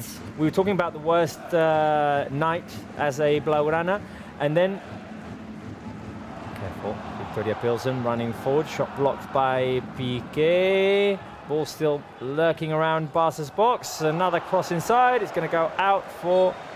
Is it a corner kick or is it a throw it? No, it's a corner kick. Not a goal kick. We were having the debate of the game you remember the most in positive way, and then the best game, because they're not necessarily the same thing. They are not the same. They're not necessarily the same thing. Careful with this corner kick, cross inside, the header, the shot blocked. Iñaki Peña's going to pick it up. Victoria have not been shy today. So for me, the best moment is Iniesta, Stamford Bridge. Best game, the 6-2 at the Bernabeu. I think the best game for me is the final at Roma. 2-0? Or the one at Wembley, 3-1? Maybe that one, that one. The one that everyone considers the best game now, that one. And then the best moment, like with Barça Guardiola, we had many, and 6-2 is one of my favorites because I was also with the radio and I couldn't see the match, and it was like amazing. And but the one I remember the most is the final in Paris. Oh, because I remember switching off the TV, just going to sleep, like this can't be true and everything. And then suddenly all the building was just shaking with the goal of Belletti and Julian. I think it's the one I remember the most. We talked about that one the other day as well. The moment of the equaliser, Samuel Eto'o, and then when Belletti scores, the eruption there as best moments. Natalia? Yeah, I can agree with you on both. So Anfield and Iniesta. Yeah, and also we have some iconic. That game was on the national television, and we have some iconic moment of a commentator. Of the commentary, of a commentary. So it's an iconic moment. And in terms of the best game, so for me, I'm between the Wembley 2011 and Berlin 2015. Yeah, that was a good game as well. Yeah. I felt that I during that final, in Berlin, I didn't have any moment of doubt that we are going to win it. But there was a period of time in Barça that you always had that feeling. After the goal of Morata, there was, I think, the other chance from Juventus, but after the goal from It was who was the second one? The first one was Rakitic. Rakitic, Suarez, Neymar. Yes. So Suarez, it was like totally calm. That yeah. Yeah.